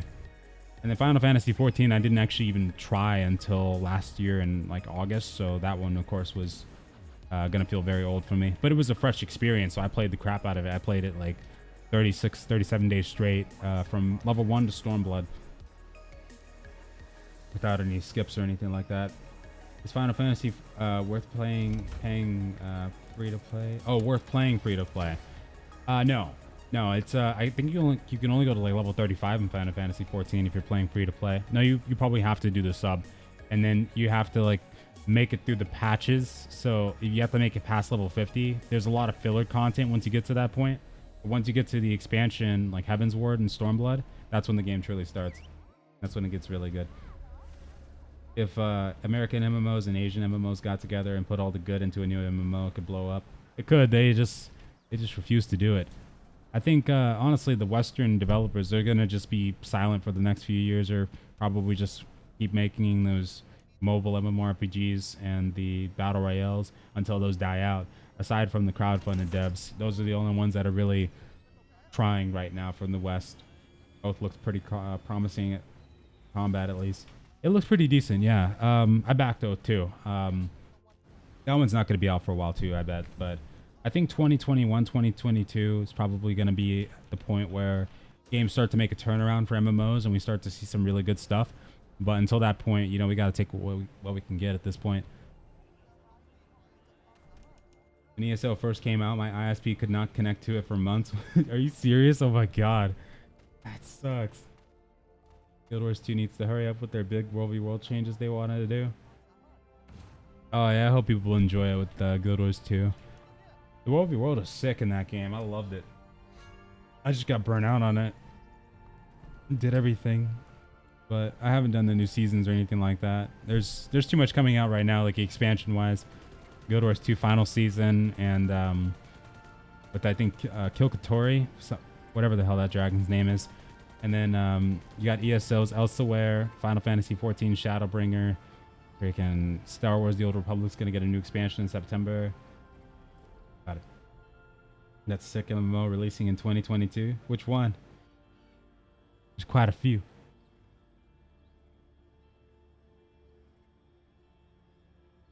Omega wants to know too. I think BDO has set high standards to high for new incoming MMOs. It definitely has for people. Anybody who plays BDO right now and is looking for a replacement for that game is basically screwed for the next few years, probably 5 years or so. They're not going to get it. That game definitely ruined a lot of stuff for people. I was recovering from it when I first left it, but it took me about 2 months, and I was like, you know what, F it, I don't care anymore. Like it's not worth going back for that massive grind. I'd rather actually be having fun and actually, you know, doing something productive rather than just sitting at sauce ends all day. But I'd say that, yeah, that game definitely ruined games for a lot of people, and just how beautiful the game is and how good the combat system is and just how much they throttled that game just screwed a lot of crap up. Is Air free to play and released on NA? It's not released on North America, no. It's free to play, yeah, but we'll have to see if they change the monetization model when it comes to the West. But right now it is free to play though, yeah. Said I don't know. Yeah, it's probably gonna be 2022, 2021. I think those are gonna be the years that games really come back for MMOs at least. And then past that point, then people might start going for these genres more. I think until that point though, people are just gonna focus on battle royale and mobile games. Most developers are probably just gonna look at it why would I even try to deal with this with these picky people that are just looking for a good experience when I can just make a crappy one and cash in, or make a decent one and cash in. Doesn't really matter what you make on when it comes to mobile and battle royales. If it looks appealing and if it works, then it's got a good chance. Battle royales are a little harder, but still. Apex Legends, they made bank with that one. Or they made a really good one with that one. I think if I like battle royales, I would actually play the crap out of that one. But don't care for the genre.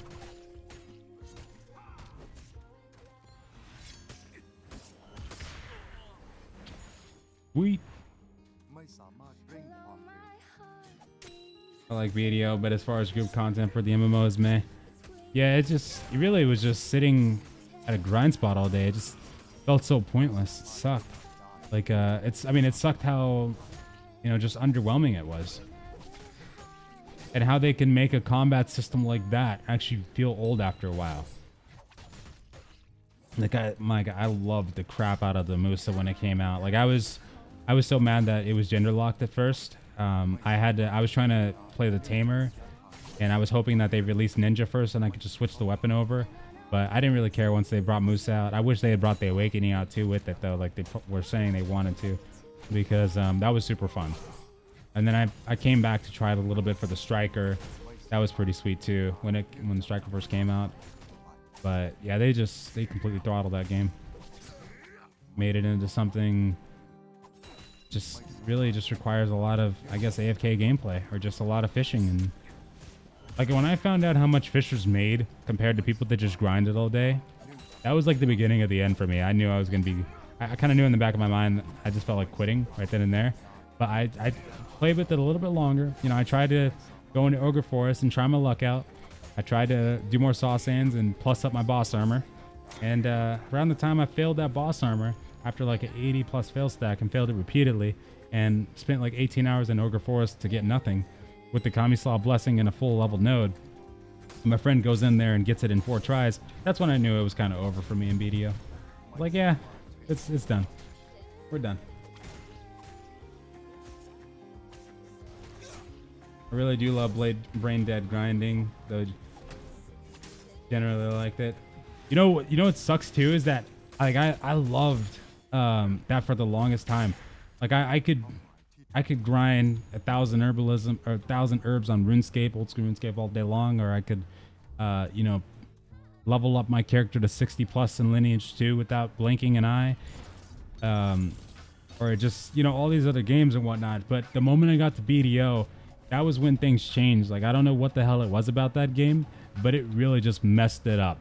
Like, it just effed it up so hard. I think it was the lack of that external content. Like, when the game is just solely that, just that mindless grind, and you don't have, like, anything else to do, it just ruined it entirely for me. That's what I think happened there. Because I love grind. That game just redefines it, I guess. I think they just focus on the wrong stuff to do MMORPGs, like graphics instead of core systems and optimization, animations instead of thinking what would actually work in PvP and so on. Honestly, I think you're right. I think you're right on that. A lot of games seem to do that. Well, in the past, like the recent past too, these games have definitely tried to compete with, you know, the big dogs like World of Warcraft, Final Fantasy, and whatnot.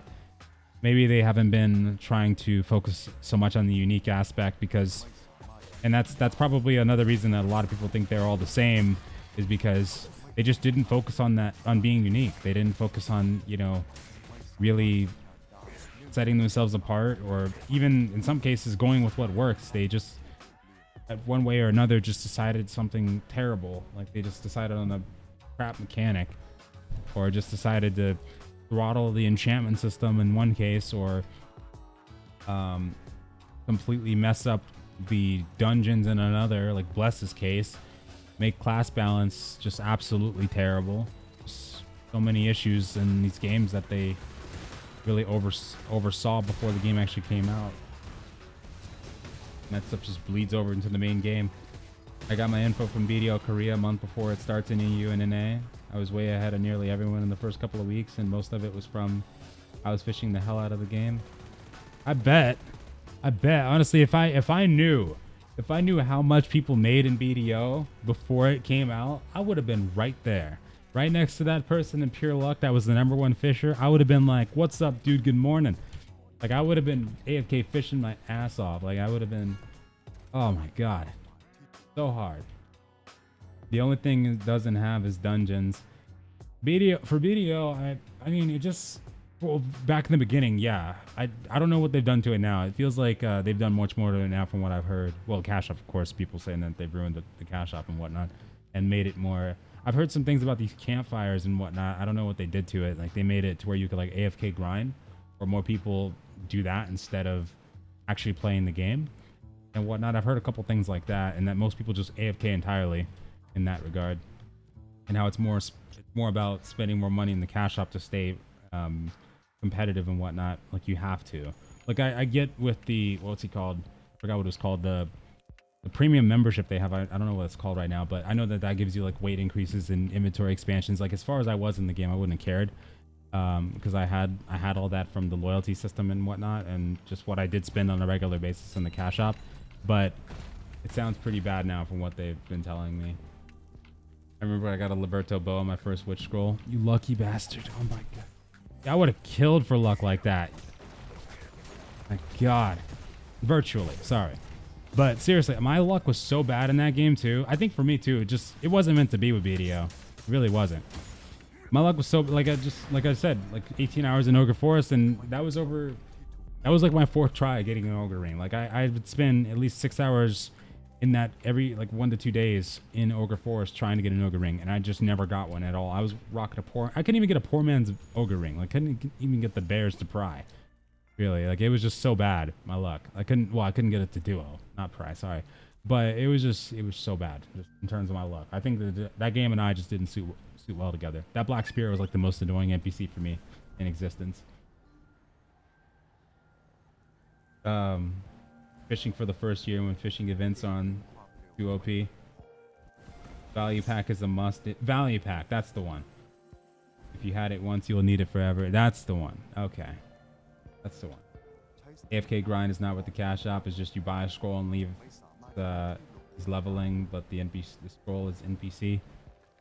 Okay. No, I don't think that part is what they were talking about with the cash shop. I don't know what they did to the cash shop exactly. I know that they introduced the ability to, buy silver with cash shop currency, or you could just buy auction house items and put them on the auction house, or buy cash shop items and put them on the auction house.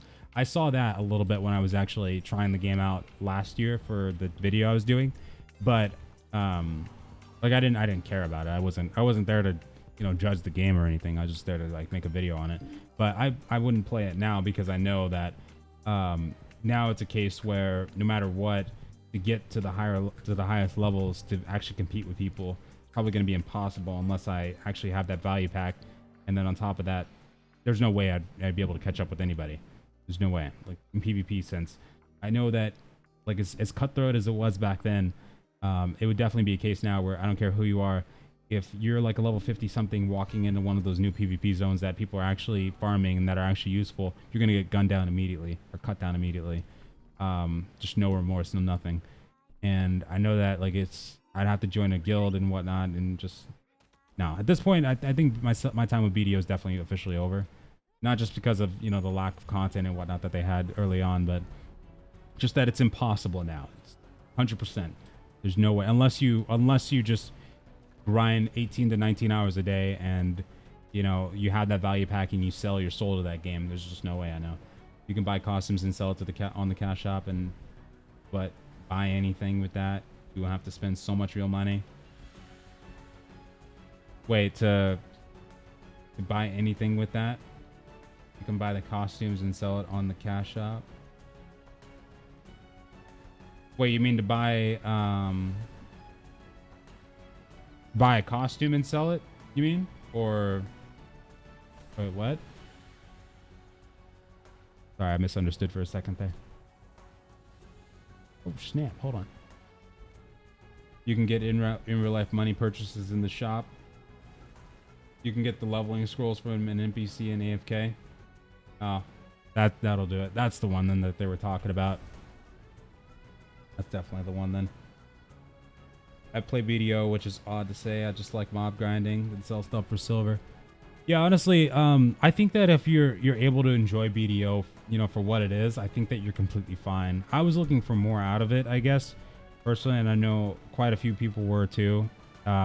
Maybe it was simply just the dungeon aspect and not having raids, not having, you know, impactful PvE scenarios early on that really did kill the game for a lot of people. But I think it was also the enhancement system, just how punishing that crap is. Like, that game is just, I think it would have been fine actually if it wasn't for that enhancement system. Like, that's one of the things, but that enhancement system was definitely playing a big part, because that game just made it seem like whenever you put more time, like, it felt like it was punishing you for time put in. Like, it, unless you had really crazy good luck, but you could easily lose so much progress with just a simple accessory dismantle. Like, it was just absolutely insane. The worst thing about BDO, yeah, that part I hated the most, I think, was that enhancement system out of anything at all, because it really just came down to luck. It wasn't even about time put in. Oh, sharpening stone, hold on. Like Archeage, yeah, like Archeage RNG, where you had the destruction of gear, like in the ethereal gear, I think, when you got to, what was it, trying to get to ethereal, something about that RNG, I remember. But yeah, the destruction of the gear is just the worst. Delia will have a similar system for enhancing. Oh, I know, and I'm not really, honestly, I'm not really excited for Astelia as much as I'd like to be, because I've already played it in the Korean version as well, and I got a feel for it. I knew that it was bringing back the retro MMO feel, but it's bringing back an experience that you pretty much would be expecting from a 2010, 2012 game. But either way, it's a fresh game, so I know that it's going to last a little while, might even last a few months, who knows, because the community is just in such need for an MMO right now. But I know that's not a game I'd lay down cards for, that's for sure. The most unique aspect about it is the Estelle system, which is pretty cool. And I like the way that we switch between them in combat and whatnot to execute special abilities and whatnot. But past that point, it's really just another 2010 MMO. That's it. But it looks good though, graphically decent. It looks decent at least. But optimization wise, I'm not expecting too much from it. The vitality you gain also by being online or being offline. Yeah. For BDO system, I just hope this game hurries up and comes out and polishes itself. It would suck to see it die because of errors games before it's done. Hopefully it does do well when it does come to these regions, and hopefully they don't screw up. If there's any exploits or anything like that that are going to be waiting in the wing, hopefully those get smashed out before they get to our regions. But you get for being online or offline. I see. For air, okay. I'm glad that the vitality system doesn't work this way like it did in Archeage, for instance, too, like where you could just power level do the crafting and whatnot. Even though you get those vitality potions like hot candy in here, I think that would probably ruin a lot of the credibility that the cash shop has. It seems X-Lames got smarter over 7 years late with Hiram gear. Wait.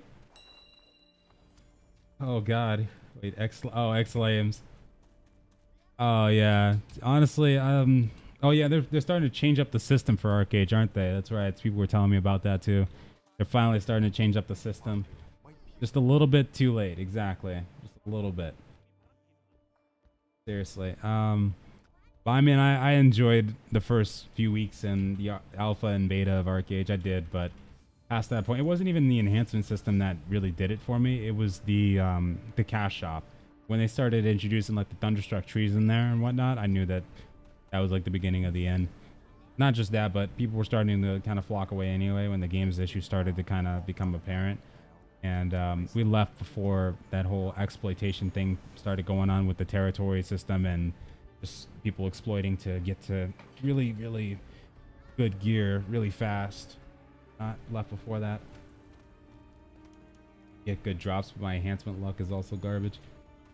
Whenever, I mean, if a game has an enhancement system where like you can fail, you can.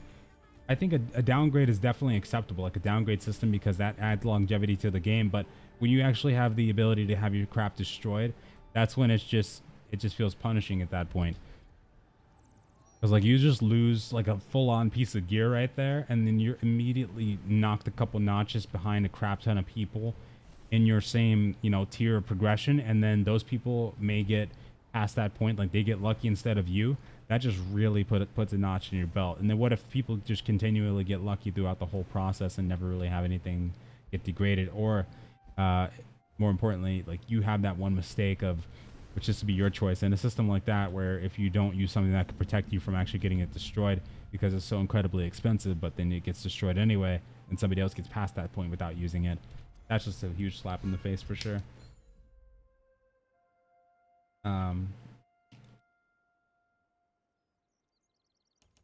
But I think that enhancement systems are definitely very important in games too. Like having a balanced one is definitely very good for, definitely more beneficial to the game than detrimental. That's a double blow, triple blow if it's an accessories like BDO. Yeah, if it honestly, having accessory destruction like BDO is the worst. Also, screw this guy. He knows I win. Been a few days and I see you still at it. Did you throw your name into Mad World? I did actually get access, or I did get accepted to the last alpha test that they had, but this new one that's coming up, I don't know. Do we have to sign up for that again? Because I imagine maybe if I got a key last time that I'd be guaranteed this one too. But yeah, I did sign up for the Mad World alpha test. I'm guessing because oh yeah, I should still be part of the newsletter, right? Because yeah, I did get actual access to the last alpha, but during that time, I think Torchlight Frontiers was out or something like that. Something was out at that time. I couldn't test it out. I'd like to try it though for sure. Wait, Maple Story did it well. Same as Air, can guarantee the upgrade but costs a lot of money and can go down too but not break. I think that aspect is good. Yeah, having the ability to actually do a guaranteed upgrade to where if you want it bad enough, you just farm the crap out of it and you're good. I think that that's a good way to go for sure. And the money is pretty easy to make in this game too. It's not easy to the point where everybody could just get to end game and know exactly what to do, but I think that it's in a balanced state where yeah, you could definitely work with the system like this, given enough time and enough content to really hold you over.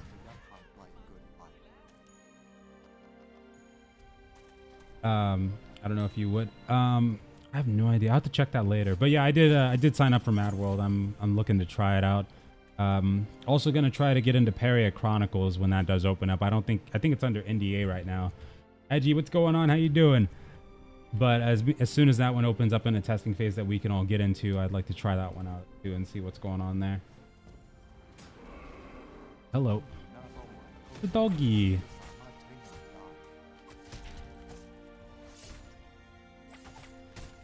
Oh crap, hold on, I gotta do a double strike.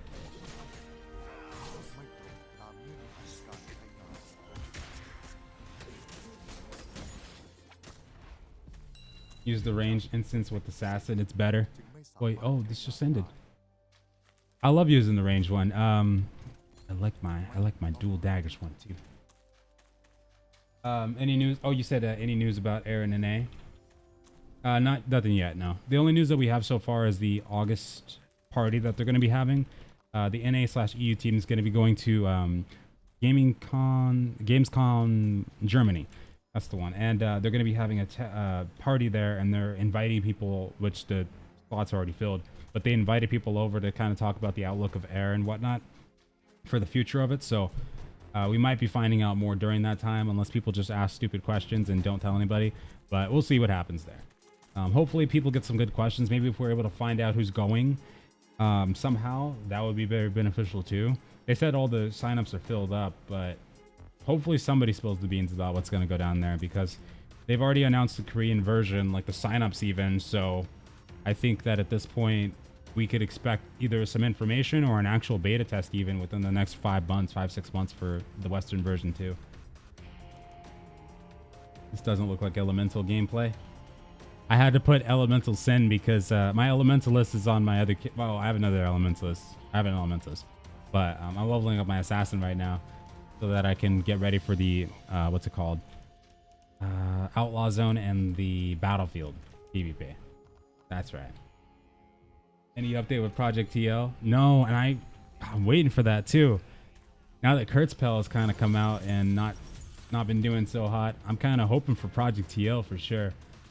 That one looks sick though. I actually want to play that one just because of that samurai class that I saw, the fighter class. Like I don't think we've had a dungeon crawler in quite a while, like a full-on dungeon crawler. I think Skyforge might have been like one of the last ones, maybe Closers too. But I think a good dungeon crawler would actually be really good right now too. Project TL looks pretty sweet. Well, of course, Monster Hunter World, I guess, could semi like an open world dungeon kind of thing, but semi count as that, I guess. But no, I would actually like to try Project TL too. Kurtzpell is actually doing fine. Oh well, yeah, actually no, that's right. You're right. I'm sorry. I just know early on that people were having some issues with it because of the fighter class, how it was locked behind the paywall. But I think they're changing that up, right?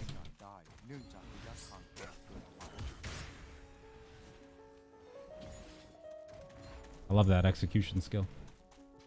It wants me to... Oh. Print screen. And where is... Oh, okay. You said Torchlight Frontier. Does it have an NGA as well over it? And if not... Oh, no, it doesn't. No. For Torchlight Frontiers, that was actually a really good experience. I like the way that they designed that game and how that... depending on like what map you were on, it determined like what gear you'd be using and things like that. And you can get different gear in different areas. You had different levels of progression as well for different areas to add more longevity to the game. I thought that was pretty cool. I think that it just needs more classes. The game itself definitely needs more classes. And whoops, I was supposed to execute that, but they kind of screwed me up right there. But other than that, though, it was pretty good.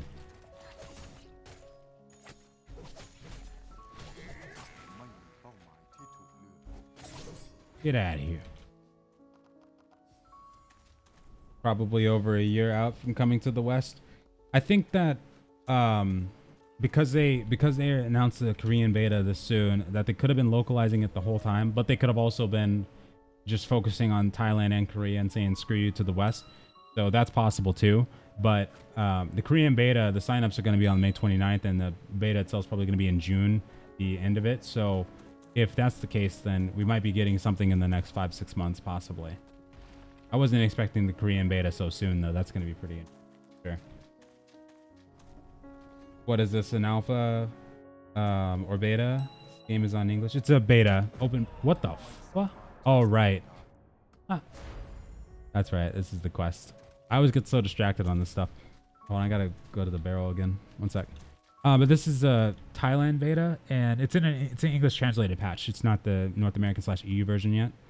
But once that does come, we'll be able to play on those versions instead. They changed it like last week. It was very populated. Oh wait, hold on, let me see. How populated we talk? It is free to play though, so it's probably got good numbers right now.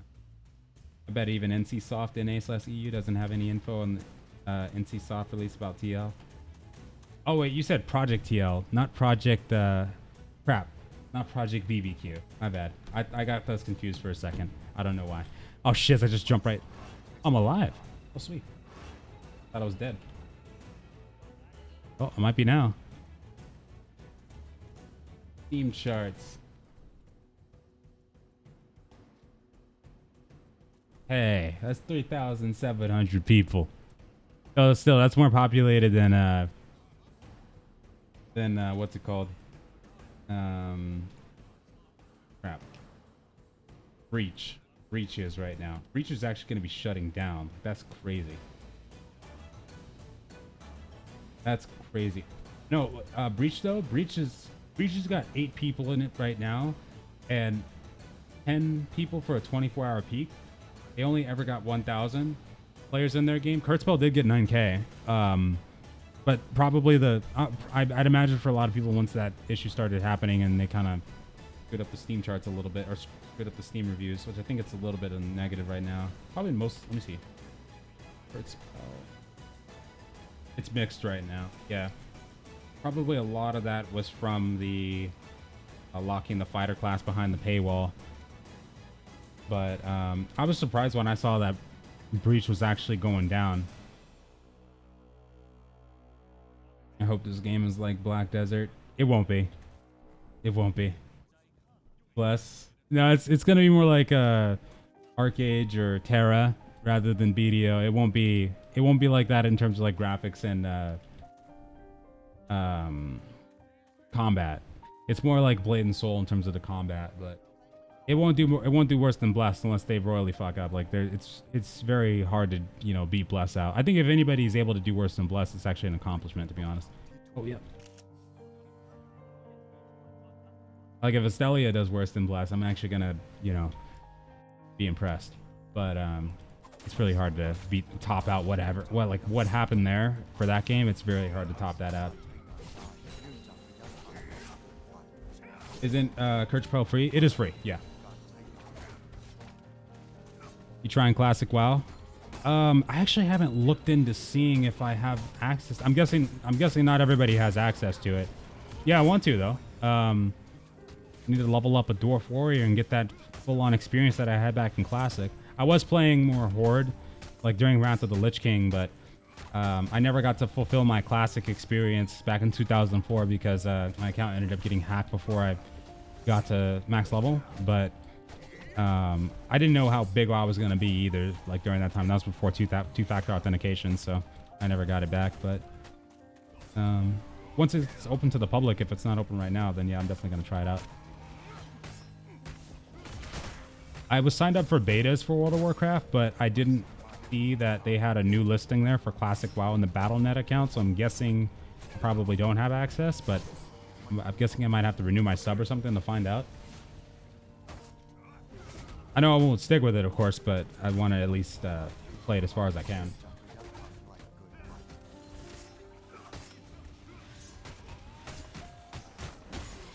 I can't do WoW. I just felt too stationary for me, and I don't mind graphics, but I can't. That game, I just can't. Oh, what class were you playing on that one? So Classic WoW, I think, might have been more on the emphasis of that stationary kind of combat than like as it is now. It's been a few months, but just wanting to let you know if you're going to try Classic. I missed my chance as well. Yeah, I'd like to try it out for sure. Oh yeah. I don't know what's going to be going on during that time too with these games, but I'm hoping I get at least some time to play it, because I know Classic is going to take quite a while to get to 60 for sure. At least a couple weeks to about a month or so for a pure grind. But if nothing's going on during that time, then hell yeah. But if there is something, then I'll just probably just take it slow. MMO Arena? No, a Kurtzpell is more like a. It's not even an MMO really. It's more like a 2v2, 3v3 arena. I don't even know if they went past 2v2. Does it have? Does it have 3v3s? But you have a lot of people playing at the same time. But in terms of the actual game itself, it might be 4v4s, but it's like 2v2s for the most part is what I've seen. I have no idea. Tried an hour vanilla.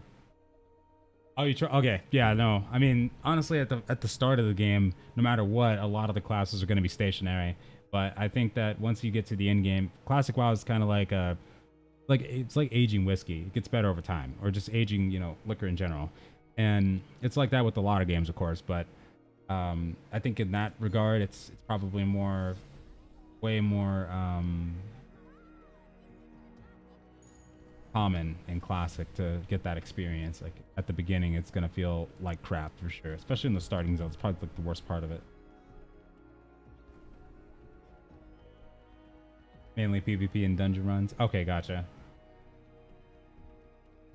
Hello. Elent.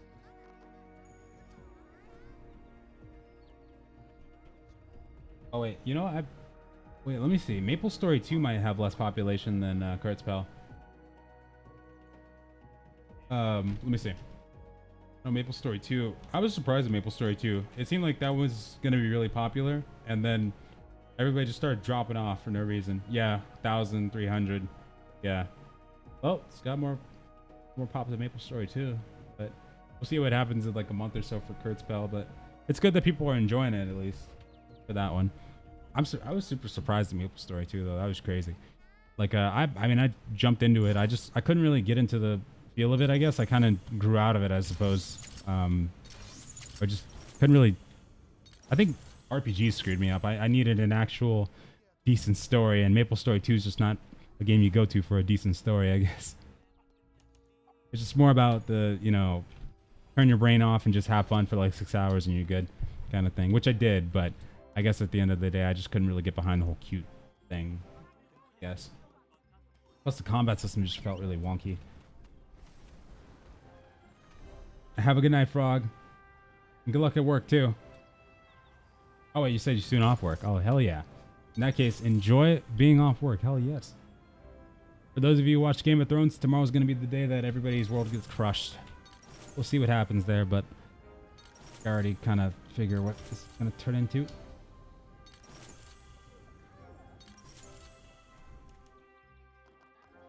Not much. There's not much they can do to redeem the show after that last one.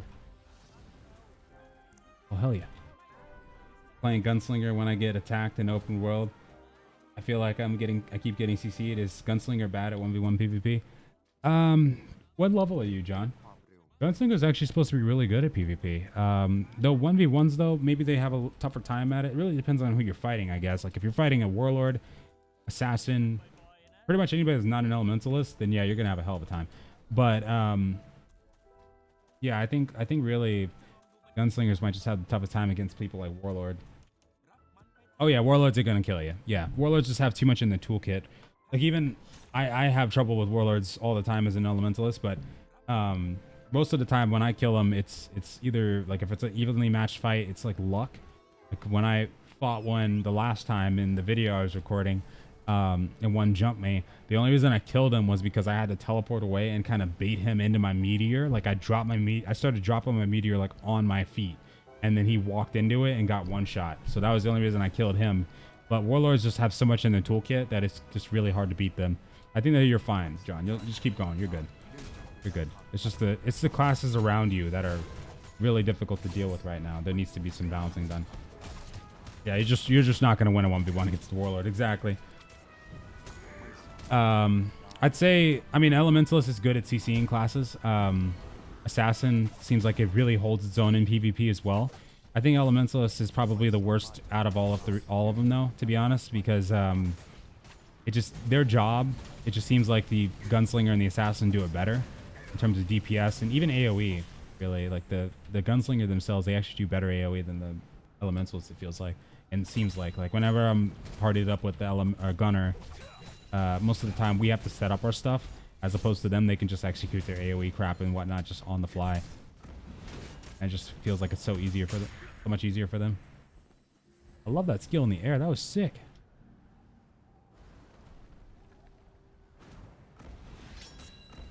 He said sign the petition. Oh, that's right. I heard about that petition. I bet they're not gonna do it. I mean, because they talked about back in season 7. Like how much it costs to make those episodes and whatnot, and I think that's why, because HBO was going to give them 10 episodes, I think people were saying, they probably decided to go with 6, and that's why they don't use Ghost a lot too, because of that CGI and whatnot, and then why they probably why they killed the dragons, honestly, too. They wanted to keep it cheap, but because of how much those episodes were costing to make, and that's why they wanted to end it at season 8 to begin with too. And then that's probably like the beginning of the end right there. They probably would not ever remake that season because of a petition. They'll be like, F you guys, and just run off with the rest of the money they have. I mean, I think that at this point, the redeeming factor we're gonna get from Game of Thrones is gonna be in the prequels and the prequels we're gonna get, or the spinoffs. Sorry, spinoffs. That's the redeeming stuff we're gonna get, hopefully. But I'm just gonna enjoy my Vikings for the last season when season 6 comes out, and hopefully Nightfall gets a 3rd season, because that was actually a really good 2nd season right there. And Into the Badlands is over now, but maybe I might jump into the Last Kingdom after Vikings is done, and then have to find a new show past that. No idea. I'll go for storyline. Hold me up. So boring. Yeah, I'm trying to get this one up right now before Korean version comes out. I think you know, the Korean version might be your best bet on testing out something new. That's what I'm gonna do. I want to test out something new now, so that once the Korean version comes out, I'll feel like I have a better understanding of what I want to play. And then also, I'm really interested to see what kind of new classes they're going to be coming out with, because right now we don't have much information on that at all.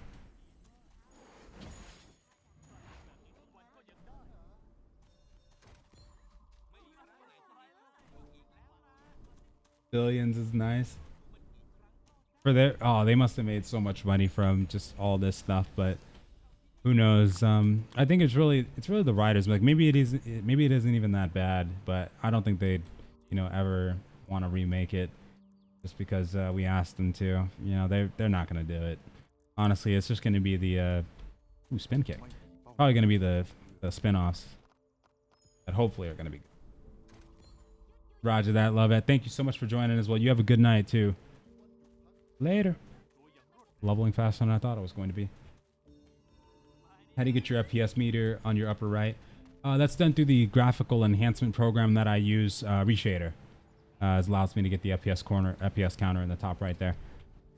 It's also the reason that it's not at like 80, 90 FPS right now is because of the Reshader and the graphics that I've enhanced here.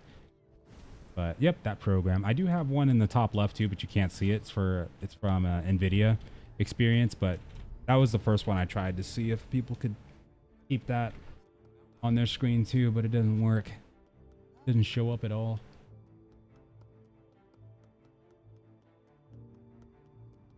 Oh, I remember this section. It's so empty in here now that most of NA and EU have kind of dipped out for other games right now that are waiting just for the NA/EU version.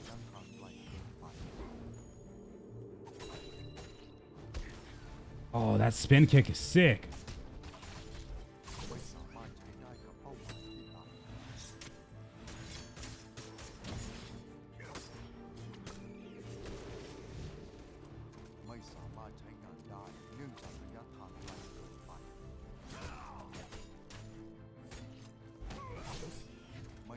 I swear it's just disgusting how easy it is PvE wise compared to the Elementalist. What a nightmare that was. Oh.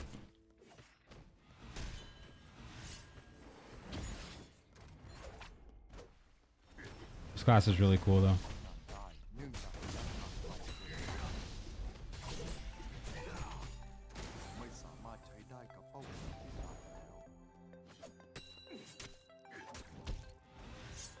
Wish they would just release this game here in NA/EU. No way it could be another blast. I mean, yeah, I doubt that they could, you know, mess up as hard as that game did. I mean, I hope not, you know, but yeah, they're probably waiting to make sure that everything's going to be stabilized. Though, it looks like Korea is already confident because, well, they're already confident. It's the same publisher doing it for NA, EU, and Korea, but they're going Korea first, it looks like. The signups are already announced for them, so I don't think we'll be far behind. I think, you know, at the most, probably about 6 months or so. Or at least we'll have a date, if not an actual testing phase. It could also be a thing where they're just going Korea and Thailand for now and saying F you to everybody else for right now. But I'm glad at least that we actually have a date for the Korean version at least, because that one's going to be more populated by a crap ton too. Like everybody's going to be over there too. And that's where you'll be getting the constant daily like mass PvP fights and whatnot.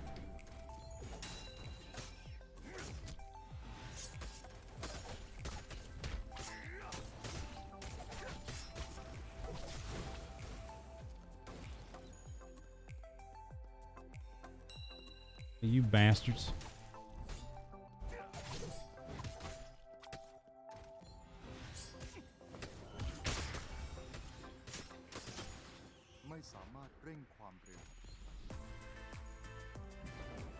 Oh yeah, stealth.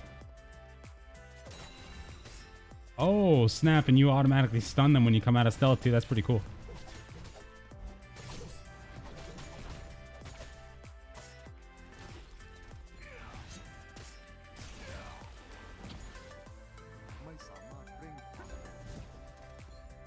Trying to be cool. Trying to do a backwards backflip to travel forward.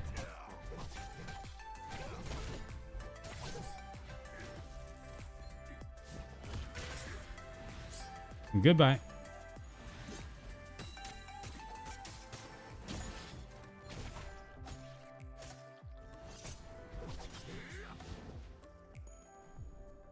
And oh, I missed the combo. Crap.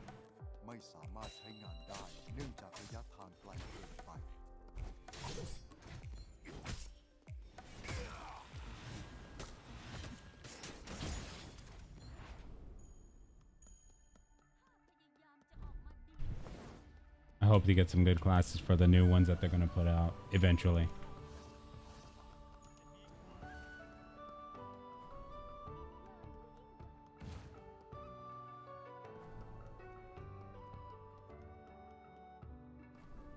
And cocoons. Wait, do we have to fly for these or? Oh, gross. Throw something at it. Oh, never mind. Oh.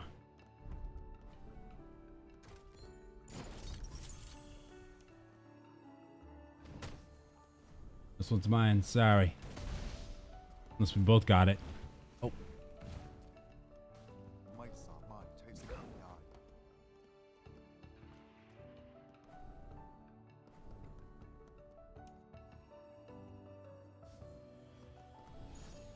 Okay.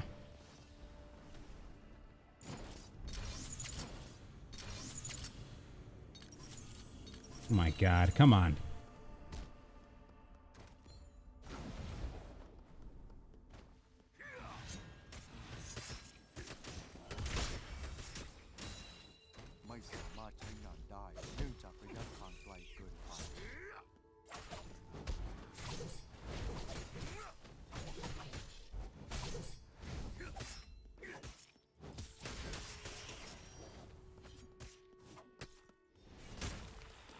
Got him.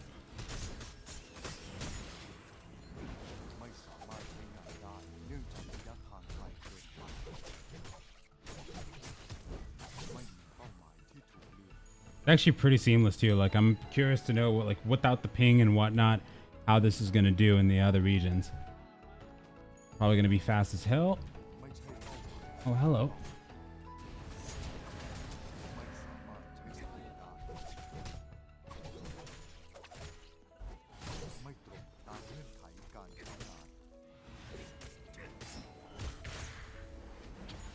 Damn. I'm actually really excited to find out what these new skills do. 36 is the last one, Shadow Blast. I know that one. I think that's the is that the old? That's the old. Okay.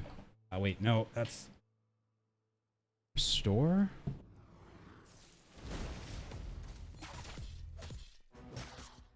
Can't see which one's the ult right now.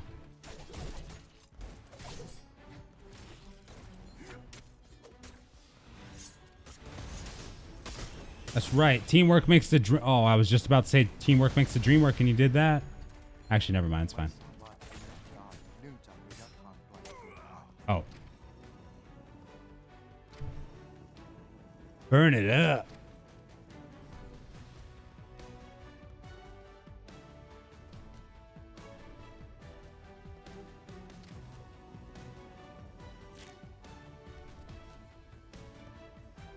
One more.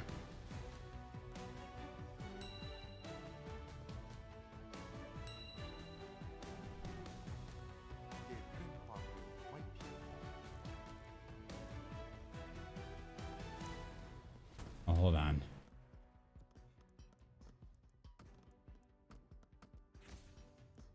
Nice. Oh, there's one quest in here. I need to find out what it's asking me to do too, because there's a quest at like level 30 or so when you're about to get out of here that really has like no context to it, but it's like a special quest that you can do. I never found out what it actually wanted, but I needed to get that that quest done because it might give some kind of cool reward. Felt like a hidden quest or something.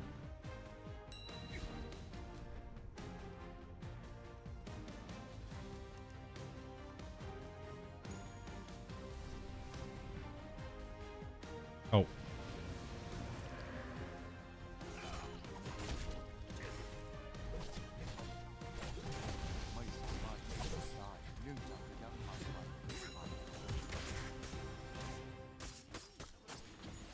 Get him. Nice.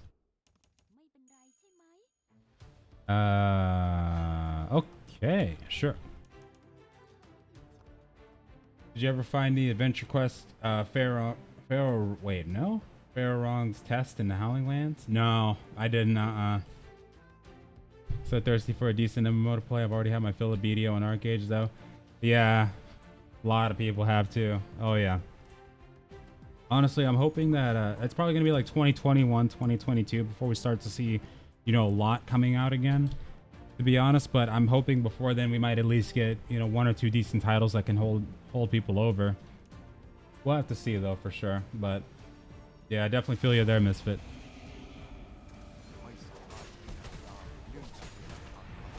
I haven't found that one though. Have you been checking on the floating islands and everything like that too? That's usually my go-to. Like the first thing, I go from like floating island to floating island, but I don't know. It might not be there.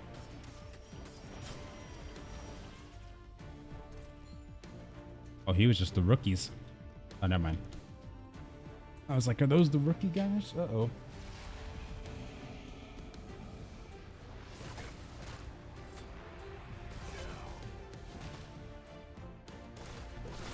Oh, you did? Yeah, honestly, that's kind of tough. I'd say, you know, I wish there was an easier way to at least maybe have some kind of idea. You know what'd be cool is if they had like how they have treasure maps, you could have like an adventure quest radar. Maybe the treasure maps themselves or the radars could be used as like a adventure quest one too. That'd be pretty cool. I don't know. For Howling Land, wait, that one might be on the ground. If that's the one I'm thinking of, go throughout the city, and I think like next to, hard to explain, but one of the NPCs that you talk to for the research committee quest over there, I'm pretty sure I did find an adventure quest out there one day. I don't know if it was the Howling Lands though. That's the only thing. It might have been a different one entirely. The beginning before the end.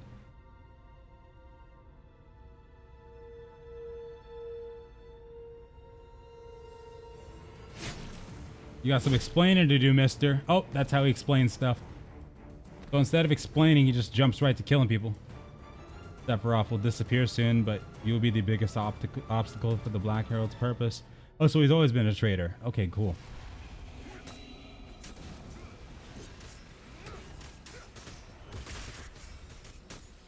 He gets what's coming to him then.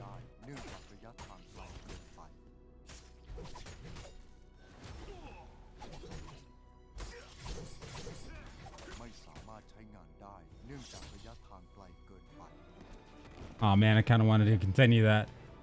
The way he just looks at you with that blank stare. Dead.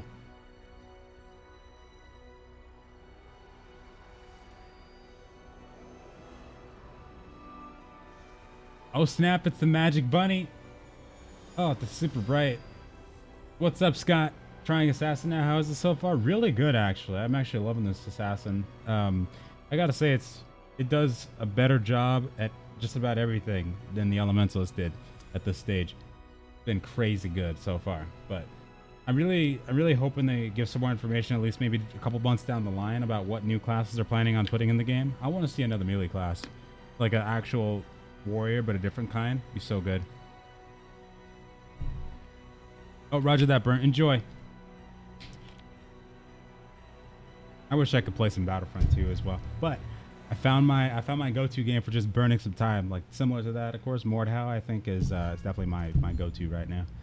The only thing that I hate is when it just happens in a lot of games, of course, but when these teammates just don't watch their swings and they just have these gigantic swords and gigantic axes and they just start swinging like wild men, just start killing teammates left and right. Bastards. Same thing happened in Chivalry. Was worse though. Chivalry was much worse. You just couldn't stand. You could not stand in a hallway with the guy with the Zweihander. It was just not a good idea. You were gonna die.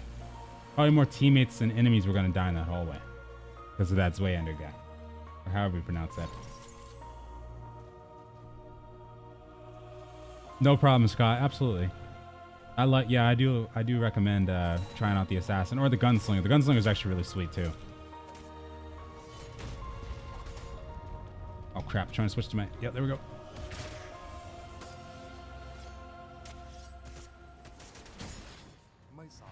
Got some really good execution skills.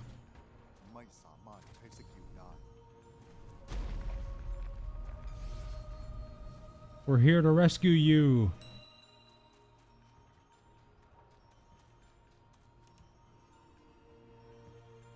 The Gunslinger. Oh, you have? Yeah. Yeah, Gunslinger seems like it's really good. It is really good for grinding mobs too, is the main thing. I think that like later on down the line, it's going to be a really good class to play on for the open world outlaw zone and the battlefield too. I think they're going to be really important in there. Same with the warlords, of course.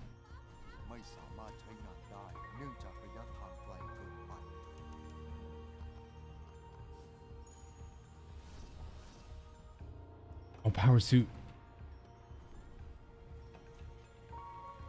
You know, I wonder if we can actually use... I have a powered suit on my level 4, my elementalist, but I wonder if I can use that same power suit from that character. If you can, that'll be pretty interesting. We're gonna have to see what happens when we get to 30, though.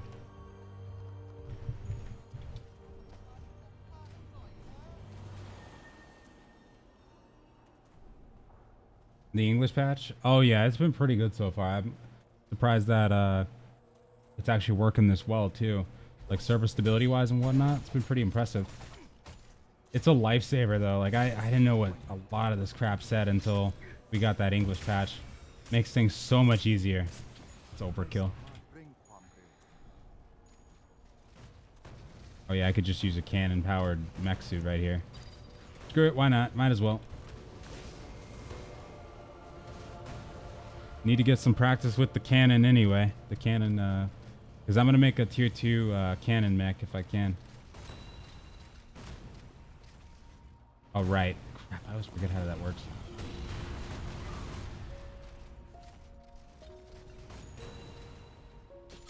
This is the big boy. Yeah, that's the big boy one right there. Frost Breath.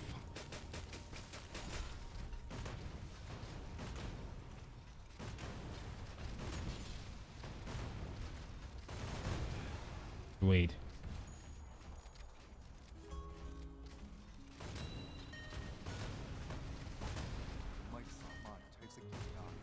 Again. I love the look of that artillery though. Maybe I'm doing it on purpose and like my mind just isn't letting me realize it.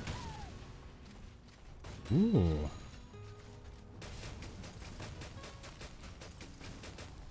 Okay. Stay still. And of course you don't. The one time I actually try to aim it. Come on, man. Yeah, the private house now. Are you able to get the private and public house or just one? So the open world houses and the instance houses, they share the same stuff. So you're only able to have one. So whenever you get, you know, the open world house, all the stuff that you had in the instance one transfers over, and then vice versa. So once you get, if you lose your open world house for any reason, then it'll just transfer back basically. Yeah, it's just one, but it's connected for the most part.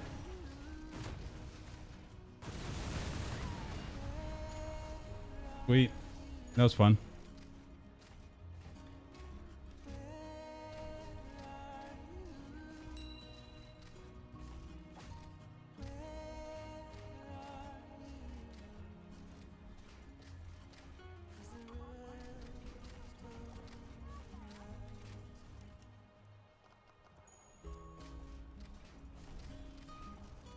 Where's the other guy? I saw another guy over here somewhere. It was just this dude. I'm gonna miss you. Sweet, sweet mech.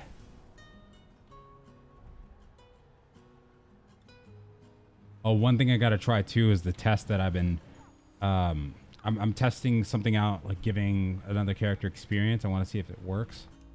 So I'll have to check that later on too. Hello.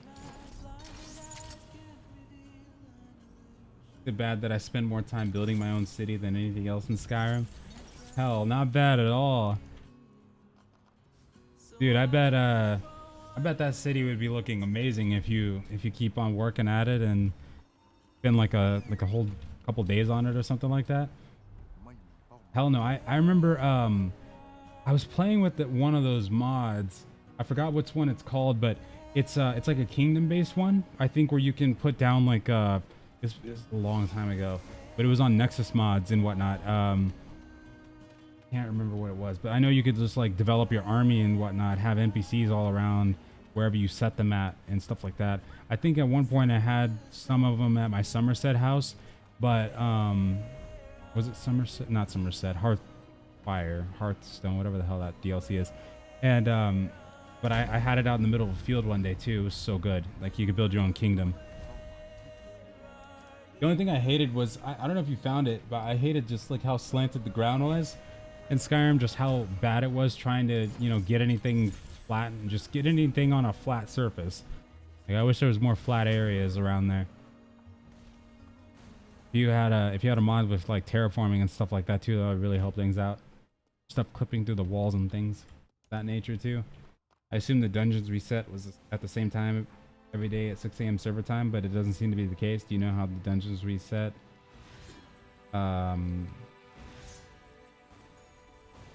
Yeah, so yeah, my time Pacific Standard, it would be about 4 p.m. Pacific Standard Time, and it resets the dungeon tries, but you have to log out to actually see them. So when the reset does happen, you have to log out of your game and then relog in. So you can go back to character select too, and it should work.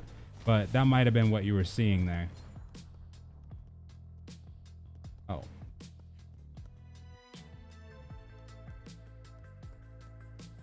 Your city is northwest of Falkreath? That actually sounds familiar, but I wasn't playing with that one though, I don't think. Sounds like, hopefully there's some good flat land out there. Falkreath sounds like it would be having some flat land from what I remember. It's been so long now for Skyrim though. No problem, Scott. Oh, speaking of something too, I forgot that Starpoint Gemini 3 was announced. I need to look at more information on that one. That's going to be interesting for sure.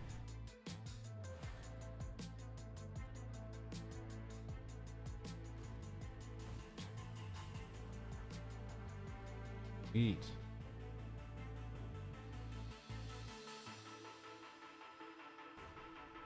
Need to look some other stuff for that. Start with a tent and a craft bench and expand outward. Okay, that definitely isn't one that I was using. I was using like some discount. I was using the discount kingdom mod then, it sounds like. Get that. Staying logged in for labor, Archeage all over again. No, I'm glad people can't power level like you could in Archeage with the crafting and whatnot. At least that part's not going on. I didn't realize, because I wasn't big on fishing until about like level 40 something, that you had to actually have, you know, individual spaces in your inventory to do fishing, and that was just not happening with my inventory space. My inventory was always such a mess. I swear, it was bad. It was pretty bad. Kill him, come on. Execute. Order 66.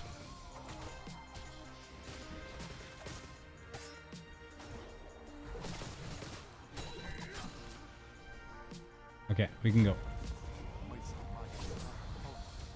Oh, JJ.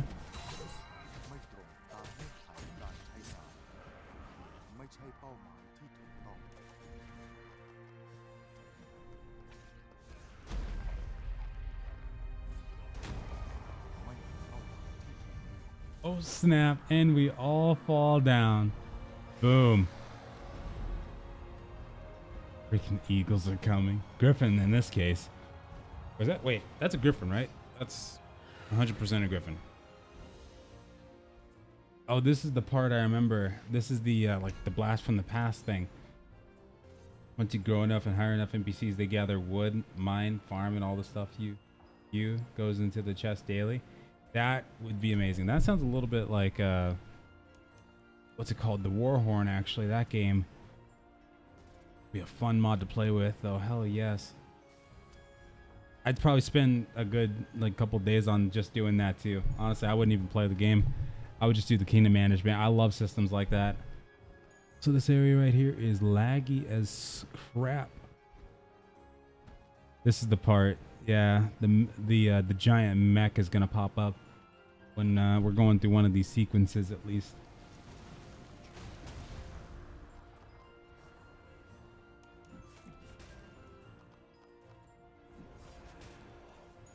Conqueror's Blade is supposed to be an actual MMO when it comes out in spring. Wait, who? No, you mean like with dungeons and okay, well, Conqueror's Blade is a game where you can, not only, it's like more of an online mountain blade. When you go out to the campaign map, you can do bandit camps and crap, what else? You can, well, rebels out in the open world. There's rebel captains as well that you can fight. But for the most part, in the territory war, a lot of it does revolve around what you've been seeing from the videos already and whatnot. Like I did a video on the house territory war and the bandit camps actually was the last video I did for Conqueror's Blade. That both of those two things, that's the most you're gonna get that's anything close to like an MMO. As opposed to that, it's really all about that PvP that you were seeing. It's not going to get much in terms of like life skills or anything like that from what we've been seeing. But in the future though, maybe like they might get, like you can gather from, mines and pastures and things like that, but you never actually see it. You basically just bring your army over there, and depending on your army's labor and whatnot, that it allows you to gather more. But yeah, there won't be anything, like full-on MMO based.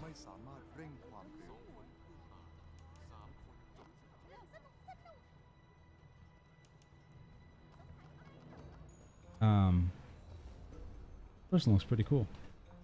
Why do people call everything MMO last? Oh, I think it's mainly because it's like the norm. I've noticed it like about a year and a half ago. It's just like the normal way to label some of these games now. I used to consider, well, I still do, games that have dungeons and raids and whatnot and are more like a theme park kind of sense, like Archeage, BDO, well, not BDO actually, Black Desert, no, nice.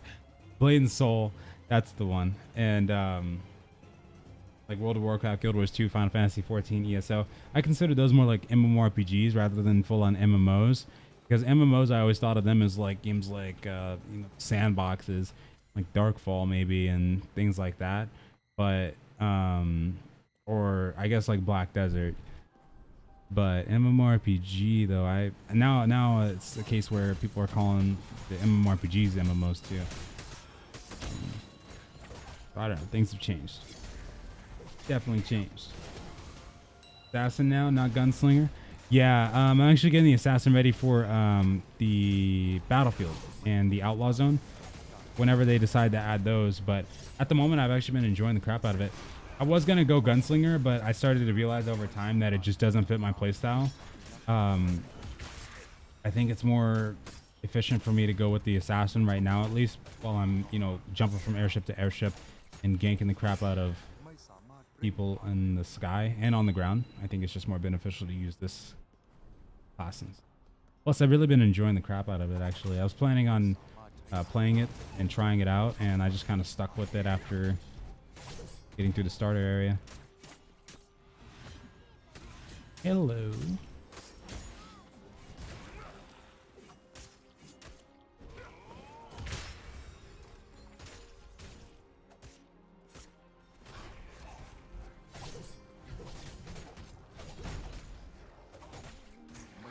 Dead.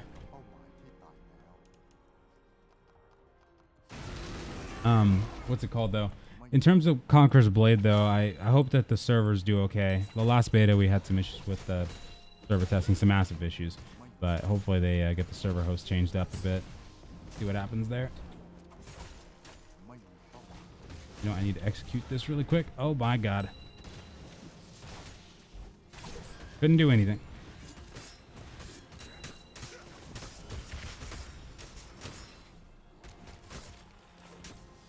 Here we go. That's a lot of baddies right there. We're supposed to run, aren't we? Too late now. No, not like this. Dead. Wait, hold on. Retire from the auditorium. It says retire, but yeah, okay. We didn't lose XP at least. Can't wait till the next Street Fighter. I hear it's going to be an actual MMO instead of the 1v1 stuff. Oh my god. How's the DPS? The DPS is actually pretty good on this one. It does a lot of what like the Elementalist and Gunslinger do, but for Elementalist it does a much better job of DPS than the Elementalist does. Much better. It seems like it does more damage than the Assassin. Definitely single target at least. Also, whoops, hold on. Oh wait, Gaston, we're supposed to be going this way? Question mark? Possibly? Yeah. Escort the Mr. Gaston to safety. That's funny. We were supposed to run during that entire quest line right there, and then I just almost killed like half the people, or half the mobs in that room. Dr. Lloyd. It was like halfway, I think. Lloyd, what's going on, bud? Do you imagine a Street Fighter MMO? They need to make a Witcher MMO at some point. Seriously. It just needs to happen. But they never will. They never will. Why would they? Of course. Go for Witcher 4 instead. Maybe one day in the future they'll be persuaded to. Maybe after these crowdfunded MMOs come out, and if they, you know, really work out, maybe developers will be more inclined to start making these kinds of games now, or again. Really hope so, because we definitely need more of these. More good ones too. Main thing, keyword.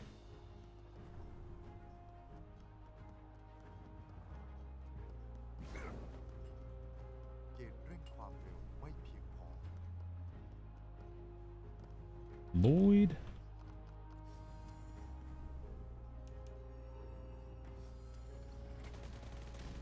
Oh, I remember this part. That's right. Feels so different now. Don't know why it's shooting like that. Give me the shock bullet. Never mind.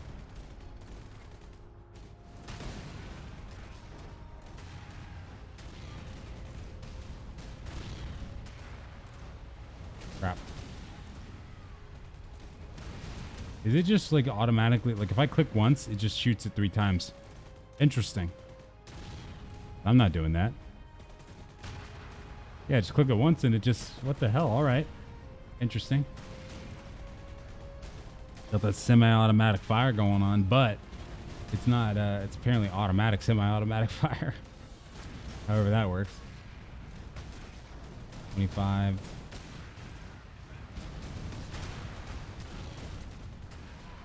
Nice. Okay, now what spawns from the ground here? I gotta see this.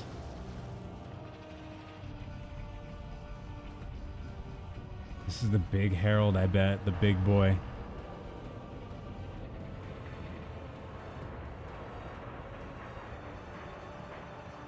No, that's the big airship, actually. Inventus is going out.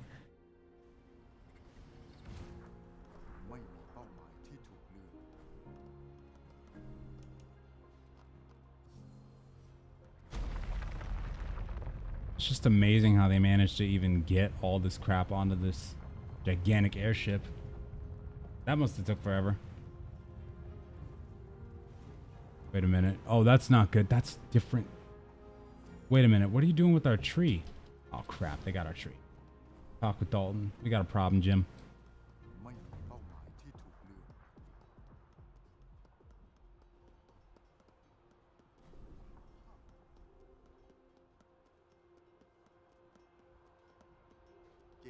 You know, that instantly reminded me of the cinematic in World of Warcraft when they showcased the Night Elves actually getting pissed that their world tree got burned down.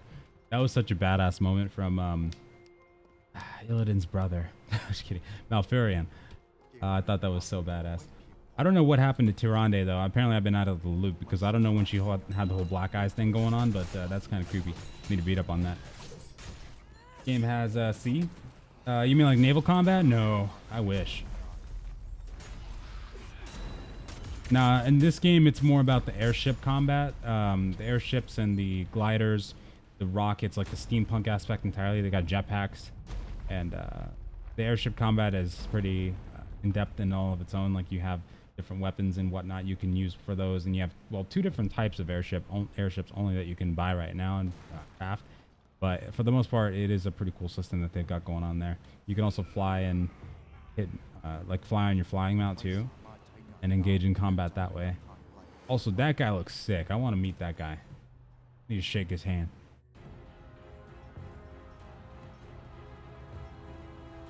You gonna die. It's over, Hagrid. Here comes the special bunny again.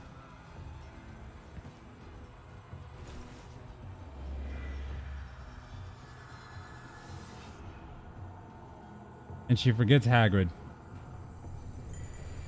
Oh wait, nope. It's him. It's him. Oh my god, no. Saddest death I didn't care about right there. Saddest death. Dalton. You must hurry if you don't want to save Dalton. We need Gatson to get the inventor working. Pull together, Lloyd.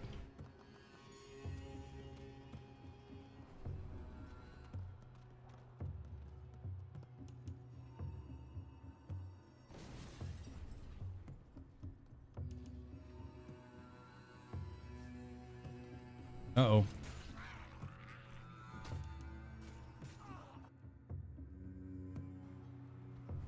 Are we good? I think we're good.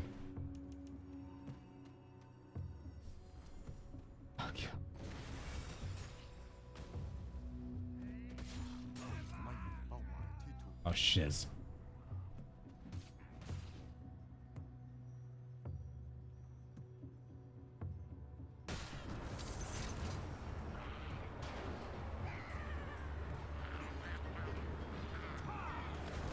That's pretty cool.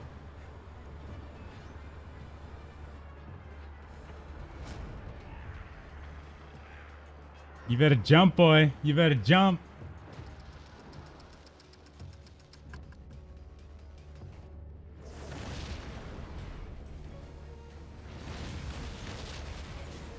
I don't know how my character makes it. Character's guaranteed to be dead. He's so close to the explosion when it happens, yet he's okay. Oh, later. Don't worry about me, I got a portal.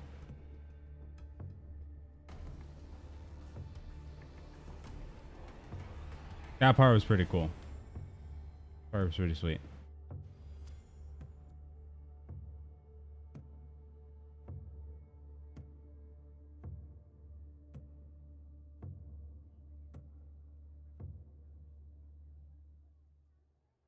I gotta check the Korean gaming site news post, whatever the hell that's called. Hold on. Probably nothing juicy today. Wasn't anything yesterday, except they did talk about the Ascent signups for the beta keys yesterday, though. That was pretty good, at least. Epic Store launches China service. Ah, it's over now. Fuck. It was only a matter of time. That's it. Rest in peace to Steam. They're everywhere now. They're in China. They're in China. That's the place to be. Oh snap, it's rewind.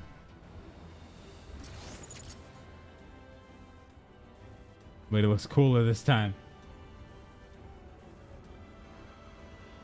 Epic Game Store in China. Yeah. Yeah, that's screwed up. That sucks. Tencent Tencent's quarter one sales of 14 trillion. That can't be right. What the hell? 14 trillion. Dear God. And then Air, CBT countdown. Yeah. That's ridiculous.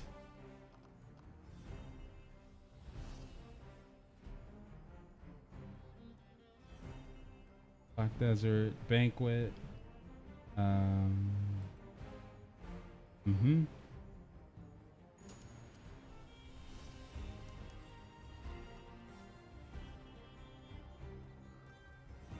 Mobile game. It was this dude. Oh, you bastard.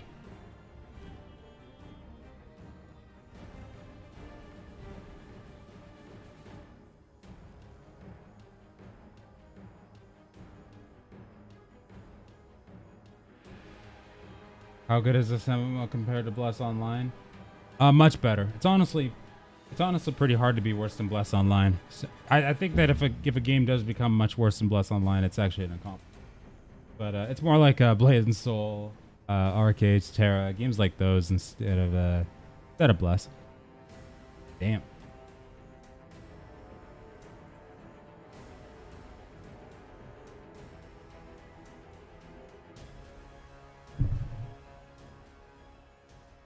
That is one ugly bastard. Bane wants his mask back. It's pretty good though. It's a decent experience. It's not anything groundbreaking, of course, but pretty decent. Most part. Oh man.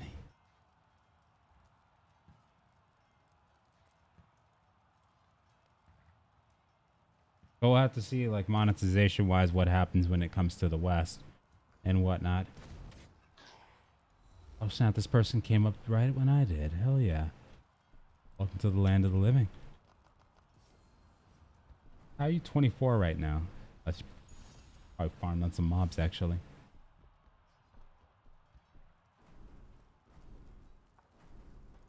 Your alt share your house? Yeah, they do. Yeah. So when I get this character to level 30, he'll be able to access the same house and everything like that too. Absolutely. Mm-hmm.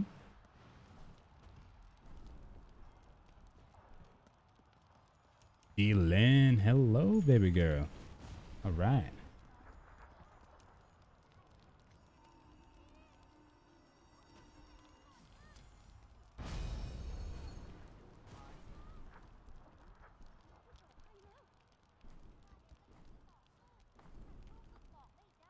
Okay. Harley, I'm here to help.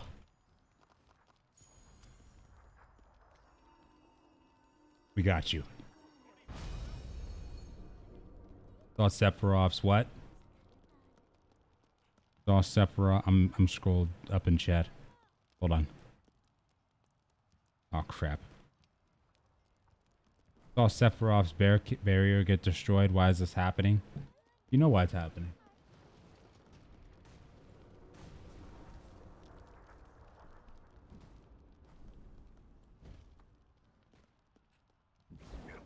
They had us dead to rights right there. So dead to rights.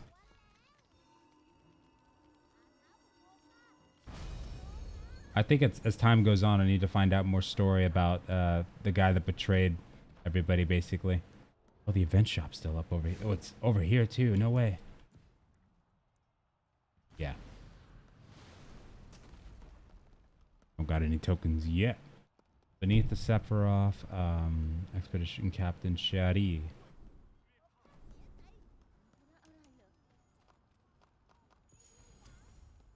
Don't worry, we got it. Haha. Suck it. Okay.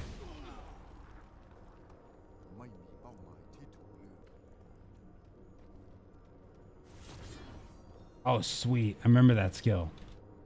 That's a nice chain right there. And then a Shadow Shower. I know this one. I know this one anywhere. Is this an old? Never mind.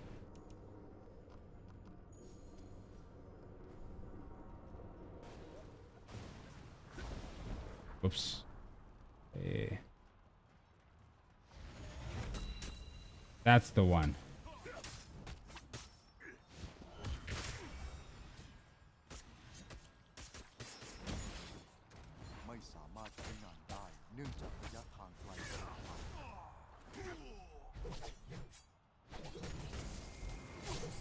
Pardon me, that was a mistake.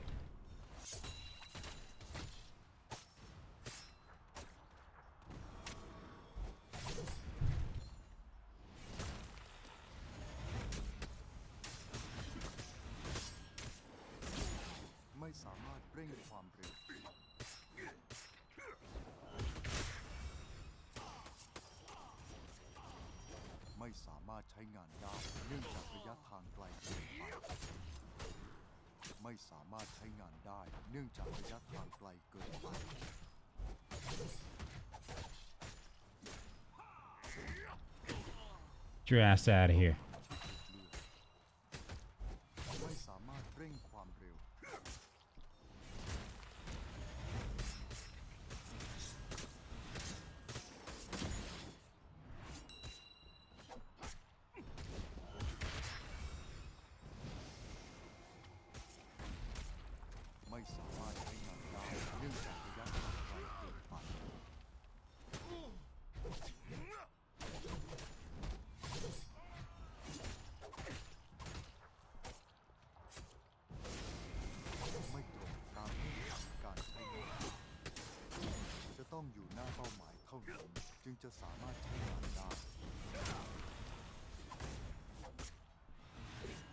Oh snap. Oh, I think that's the low level PvP one. Hold on. Oh crap, I need to kill this guy. You better hold it.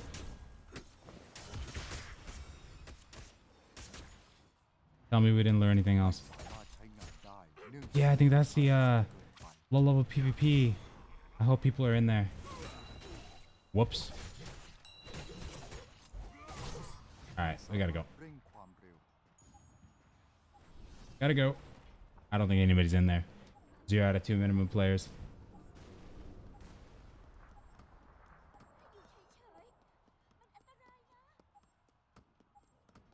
Yes. Thank you so much, Paul. I appreciate it. Nobody's in here. Oh my god. No. This could have been so fun. Unbelievable. That sucks. That was PvP too. That's why we need the Korean version. We'll get a much higher population for sure. Or if they open up the rest of Southeast Asia, and once this game goes into full release in this version, it'll be a lot better for sure too. Probably start a new character on the second Thailand server if the Korean one isn't doing too hot.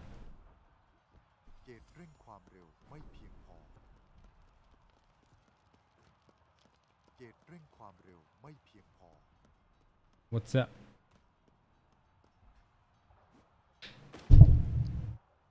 I'll do it.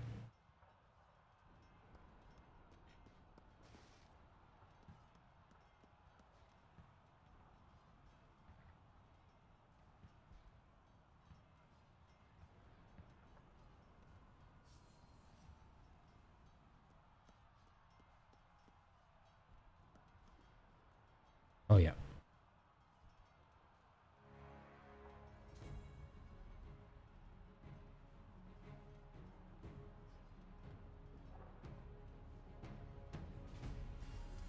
I got this. Don't worry, guys.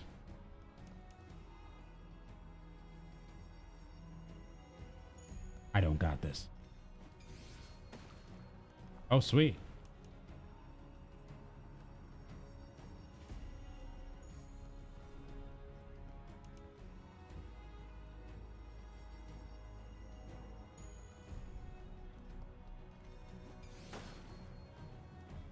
You know what? F it.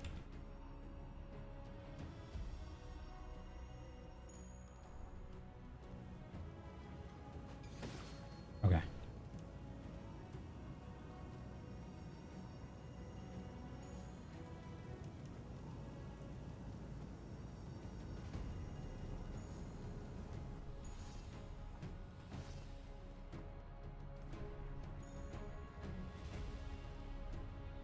Whoa, whoa, whoa, whoa. Hold up.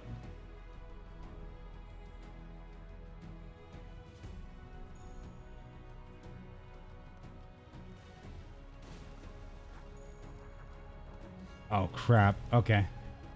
I was like, it's telling me to go here, but all right.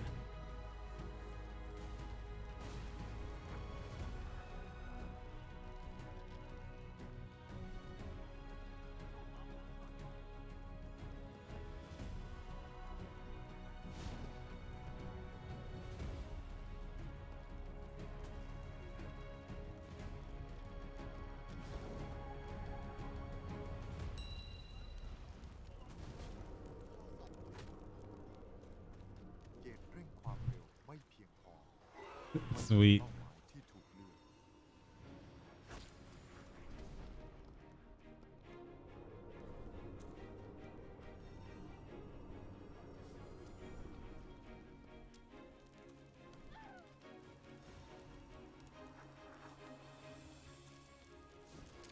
Okay.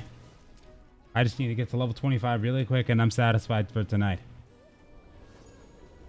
Yes. Okay. Only 5 levels to go from 30. This was pretty good progress.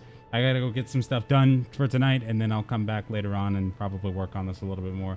Gotta read up on more of that news about that Korean CBT as well. There's probably gonna be some stuff happening soon with that and see if there's anything else happening with the other crowdfunded MMOs tonight. But I have all night finally. I have my weekend, so tomorrow I'll be back for sure, bright and early if possible. Thank you guys so much for joining, though. I know it was a late start today. Well, just late in the evening, rather, but I'm finally done with work for the week entirely. I cannot wait to actually relax tomorrow. Hope you guys have a good night or day as well. I'll see you next time, all right? And later. I know, Don. Hopefully we get some information about it soon, because Korea has already been announced, so we can't be far behind. Hopefully, unless they forgot about us and don't care. I hope not, though. Honestly, we'll see what happens. Have a good night, though. Later.